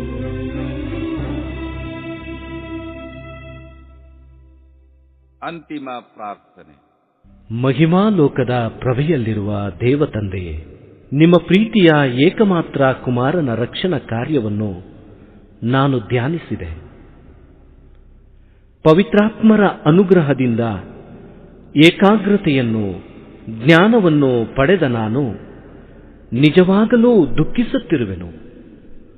ಯೇಸುವಿನ ಪಾಡು, ಮರಣದಲ್ಲಿ ಕಂಡಂತಹ ಸತ್ಯ ಸಂದೇಶಗಳು ನನ್ನ ಬಾಳಿಗೆ ದಿವ್ಯ ಬೆಳಕಾಗಿ ಪ್ರಜ್ವಲಿಸಿದೆ. ಬದುಕಿನ ಹಾದಿಯಲ್ಲಿ ಮುಕ್ತಿಯ ತಿಳಿವನ್ನು ನೀಡಿದೆ. ನಿತ್ಯ ಜೀವಿಸುತ್ತಿರುವ ಯೇಸುಕ್ರಿಸ್ತರೇ, ನೀವು ಈ ಧರೆಯಲ್ಲಿ ದೀನರಾಗಿ ಜನಿಸಿದಿರಿ, ದೀನರಾಗಿ ಬಾಳಿದಿರಿ, ದೀನತೆಯಿಂದ ಎಲ್ಲವನ್ನೂ ಸಹಿಸಿದಿರಿ. ನಿಮ್ಮ ಅಮೂಲ್ಯವಾದ ರಕ್ತವನ್ನು ಸುರಿಸಿ ಪಾಪಗಳಿಂದ ತುಂಬಿದ್ದ ಶಿಲುಬೆಯನ್ನು ಹೊತ್ತು ನಮ್ಮೆಲ್ಲರನ್ನೂ ಸಹ ರಕ್ಷಣಾ ಹಾದಿಯಲ್ಲಿ ನಡೆಸಿದಿರಿ. ಶಿಲುಬೆ ಮೇಲೆ ಪ್ರಾಣವನ್ನು ಅರ್ಪಿಸಿ ಮಾನವರನ್ನು ಪಾಪದ ಸಂಕೋಲೆಗಳಿಂದ ಬಿಡಿಸಿದಿರಿ. ನಿಮ್ಮ ದಾಸನಾದ ನಾನು ಈ ಲೋಕದ ಪಯಣವನ್ನು ಮುಗಿಸಿ ಅಂತಿಮ ತೀರ್ಪಿನಲ್ಲಿ ನಿತ್ಯಾನಂದದ ಮಹಿಮಾಲೋಕವನ್ನು ಪಡೆಯುವಂತೆ ನನ್ನನ್ನು ಆಶೀರ್ವದಿಸಿರಿ. ನನ್ನ ಬದುಕು ನಿಮಗಾಗಿಯೇ ಮೀಸಲಾಗಿಟ್ಟು ನಿಮಗೆ ನಾನು ಸಾಕ್ಷಿಯಾಗಿದ್ದು ನಿಮ್ಮಲ್ಲಿ ಲೀನವಾಗುವಂತೆ ಕೃಪೆ ನೀಡಿರಿ. ನನ್ನಲ್ಲಿ ಇನ್ನೂ ಹೆಚ್ಚು ಹೆಚ್ಚು ವಿಶ್ವಾಸ ತುಂಬಿಸಿರಿ. ದಿವ್ಯ ಯೇಸುವೆ, ಪೂಜ್ಯ ಮಾತೆಯನ್ನು ನಮ್ಮೆಲ್ಲರ ತಾಯಿಯಾಗಿ ಅನುಗ್ರಹಿಸಿದಿರಿ. ಅವರು ನಮ್ಮೆಲ್ಲರನ್ನು ದೈವಿಕ ಪ್ರೀತಿಯಲ್ಲಿ ನಡೆಸುತ್ತಿದ್ದಾರೆ. ಅವರು ನಮ್ಮೊಡನೆ ಇದ್ದು ನಿಮ್ಮ ಮರಣದ ವೇಳೆಯಲ್ಲಿ ನಿಮ್ಮೊಂದಿಗೆ ಇದ್ದಂತೆ ನಮ್ಮೆಲ್ಲರ ಮರಣದ ವೇಳೆಯಲ್ಲೂ ನಮ್ಮ ಬಳಿಯಲ್ಲಿದ್ದು ನಿಮ್ಮಲ್ಲಿಗೆ ನಮ್ಮನ್ನು ಕರೆದೊಯ್ಯುವಂತೆ ಪ್ರಾರ್ಥಿಸುತ್ತೇನೆ. ರಕ್ಷಕರಾದ ಗುರುವೇ, ವಿಶ್ವಾಸ, ಪ್ರೀತಿ, ತ್ಯಾಗ, ಕ್ಷಮೆ, ಮನೋಭಾವಗಳು ಕುಂಠಿತಗೊಳ್ಳುತ್ತಿರುವ ಈ ಲೋಕದಲ್ಲಿ ಸರ್ವರ ಹೃದಯಗಳು ದೈವ ವಾಕ್ಯದಿಂದಲೂ ವಿಶ್ವಾಸದಿಂದಲೂ ಪ್ರಜ್ವಲಿಸುವಂತೆ ಮಾಡಲು ಸಂತ ಫ್ರಾನ್ಸಿಸ್ ಎಂಬುವವರ ಶರೀರದಲ್ಲಿ ನಿಮ್ಮ ಗಾಯಗಳ ಗುರುತುಗಳನ್ನು ಅದ್ಭುತವಾಗಿ ಕಾಣಿಸಿಕೊಳ್ಳುವಂತೆ ಕೃಪೆ ಮಾಡಿದಿರಿ. ನಮ್ಮೆಲ್ಲರ ಪಾಪಗಳಿಗೆ ಮನಮರುಗಿ ಪಶ್ಚಾತ್ತಾಪಪಟ್ಟು ಒಳ್ಳೆಯ ದೇವ ಮಕ್ಕಳಾಗಿ ಬಾಳುವ ವರಗಳನ್ನು ಪವಿತ್ರಾತ್ಮರ ಮೂಲಕ ಅನುಗ್ರಹಿಸಿರಿ. ಸತ್ಯ ಸಂದೇಶದ ಕಾರ್ಯದಲ್ಲಿ ತಮ್ಮನ್ನೇ ಅರ್ಪಿಸಿಕೊಂಡು ನಿಮಗೆ ಸಾಕ್ಷಿಯಾಗಿರುವ ಪೋಪ್ ಜಗದ್ಗುರುಗಳು, ಧರ್ಮಾಧ್ಯಕ್ಷರುಗಳು, ಧರ್ಮ ಗುರುಗಳು, ಕನ್ಯಾಸ್ತ್ರೀ ಸಹೋದರ ಸಹೋದರಿಯರು, ವಾಕ್ಯವನ್ನು ಬೋಧಿಸುವ ಸರ್ವರನ್ನು ಆಶೀರ್ವದಿಸಿರಿ. ಧರ್ಮಸಭೆಯ ಜನರು ಮನಪರಿವರ್ತನೆಗೊಂಡು ಪಾಪದಿಂದ ವಿಮುಖರಾಗಿ ನಿಮ್ಮೆಡೆಗೆ ಬರಲು ಅವರ ಆದರ್ಶ ಜೀವನವು ನಮಗೆ ಮಾದರಿಯಾಗಿರಲಿ. ತಮ್ಮ ಜೀವನ, ಮನಸ್ಸು, ಹೃದಯಗಳ ಮೇಲೆ ಹಿಡಿತ ಸಾಧಿಸಲು ನಿಮ್ಮ ವರದಾನಗಳನ್ನು ಅವರ ಮೇಲೆ ಹೇರಳವಾಗಿ ಸುರಿಸಿರಿ. ಮಾತೆ ಮರಿಯಮ್ಮನವರ ಪ್ರಾರ್ಥನೆಗಳನ್ನು, ರಕ್ತಸಾಕ್ಷಿಗಳ, ಪುಣ್ಯ ಪುರುಷರ ಹಾಗೂ ಸಕಲ ಸಂತರ ಪ್ರಾರ್ಥನೆಗಳನ್ನು ಆಲಿಸಿರಿ. ಈ ಲೋಕವನ್ನು ಬಿಟ್ಟು ಚಿರನಿದ್ರೆಗೆ ತೆರಳಿರುವ ಎಲ್ಲಾ ಮೃತರ ಆತ್ಮಗಳನ್ನು ಕೈಬಿಡಬೇಡಿರಿ. ಅವರೊಂದಿಗೆ ನಾವೂ ಸಹ ನಿತ್ಯಾನಂದದ ಸೌಭಾಗ್ಯವನ್ನು ಪಡೆದು ಸದಾ ನಿಮ್ಮನ್ನು ಸ್ತುತಿಸಿ ಕೊಂಡಾಡಲು ನಮ್ಮನ್ನು ಅನುಗೊಳಿಸಿರಿ. ಶರೀರ ಸಮೇತರಾಗಿ ತಂದೆಯ ಬಲಪಾರ್ಶ್ವದಲ್ಲಿ ಆಸೀನರಾಗಿರುವ ಯೇಸು ರಾಜರೇ, ಪವಿತ್ರಾತ್ಮರ ಕೃಪಾವರದಾನಗಳಿಂದ ನಾವೆಲ್ಲರೂ ಸತ್ಯ ಪಥದಲ್ಲಿ ನಡೆಯುವಂತೆ ನಮ್ಮನ್ನು ಆಶೀರ್ವದಿಸಿರಿ. ಆಮೇನ್. ಸ್ವರ್ಗದಲ್ಲಿರುವ ನಮ್ಮ ತಂದೆ, ನಿಮ್ಮ ನಾಮ ಪೂಜಿತವಾಗಲಿ, ನಿಮ್ಮ ರಾಜ್ಯ ಬರಲಿ, ನಿಮ್ಮ ಚಿತ್ತ ಸ್ವರ್ಗದಲ್ಲಿ ನೆರವೇರುವ ಪ್ರಕಾರ ಭೂಮಿಯಲ್ಲಿಯೂ ನೆರವೇರಲಿ. ನಮ್ಮ ಅನುದಿನದ ಆಹಾರವನ್ನು ಇಂದು ನಮಗೆ ನೀಡಿರಿ. ನಮಗೆ ತಪ್ಪು ಮಾಡಿದವರನ್ನು ನಾವು ಕ್ಷಮಿಸುವ ಪ್ರಕಾರ ನಮ್ಮ ಪಾಪಗಳನ್ನು ಕ್ಷಮಿಸಿರಿ. ನಮ್ಮನ್ನು ಶೋಧನೆಗೆ ಒಳಪಡಿಸದೆ ಕೇಡಿನಿಂದ ನಮ್ಮನ್ನು ರಕ್ಷಿಸಿರಿ. ನಮೋ ಮರಿಯ, ವರಪ್ರಸಾದ ಪೂರ್ಣೆ, ಪ್ರಭು ನಿಮ್ಮೊಡನೆ ಇದ್ದಾರೆ. ಸ್ತ್ರೀಯರಲ್ಲಿ ನೀವು ಧನ್ಯರು ಮತ್ತು ನಿಮ್ಮ ಉದರದ ಫಲವಾದ ಯೇಸು ಧನ್ಯರು. ಪರಿಶುದ್ಧ ಮರಿಯ ದೇವಮಾತೆಯೇ, ಪಾಪಿಗಳಾಗಿರುವ ನಮಗಾಗಿ ಈಗಲೂ ನಮ್ಮ ಮರಣದ ಸಮಯದಲ್ಲಿಯೂ ಪ್ರಾರ್ಥಿಸಿರಿ. ಆಮೆನ್. ಪಿತನಿಗೂ ಸುತನಿಗೂ ಪವಿತ್ರಾತ್ಮರಿಗೂ ಸ್ತೋತ್ರ ಉಂಟಾಗಲಿ. ಆದಿಯಲ್ಲಿದ್ದ ಹಾಗೆ ಈಗಲೂ ಯಾವಾಗಲೂ ಯುಗ ಯುಗಾಂತರಕ್ಕೂ ಆಮೇನ್.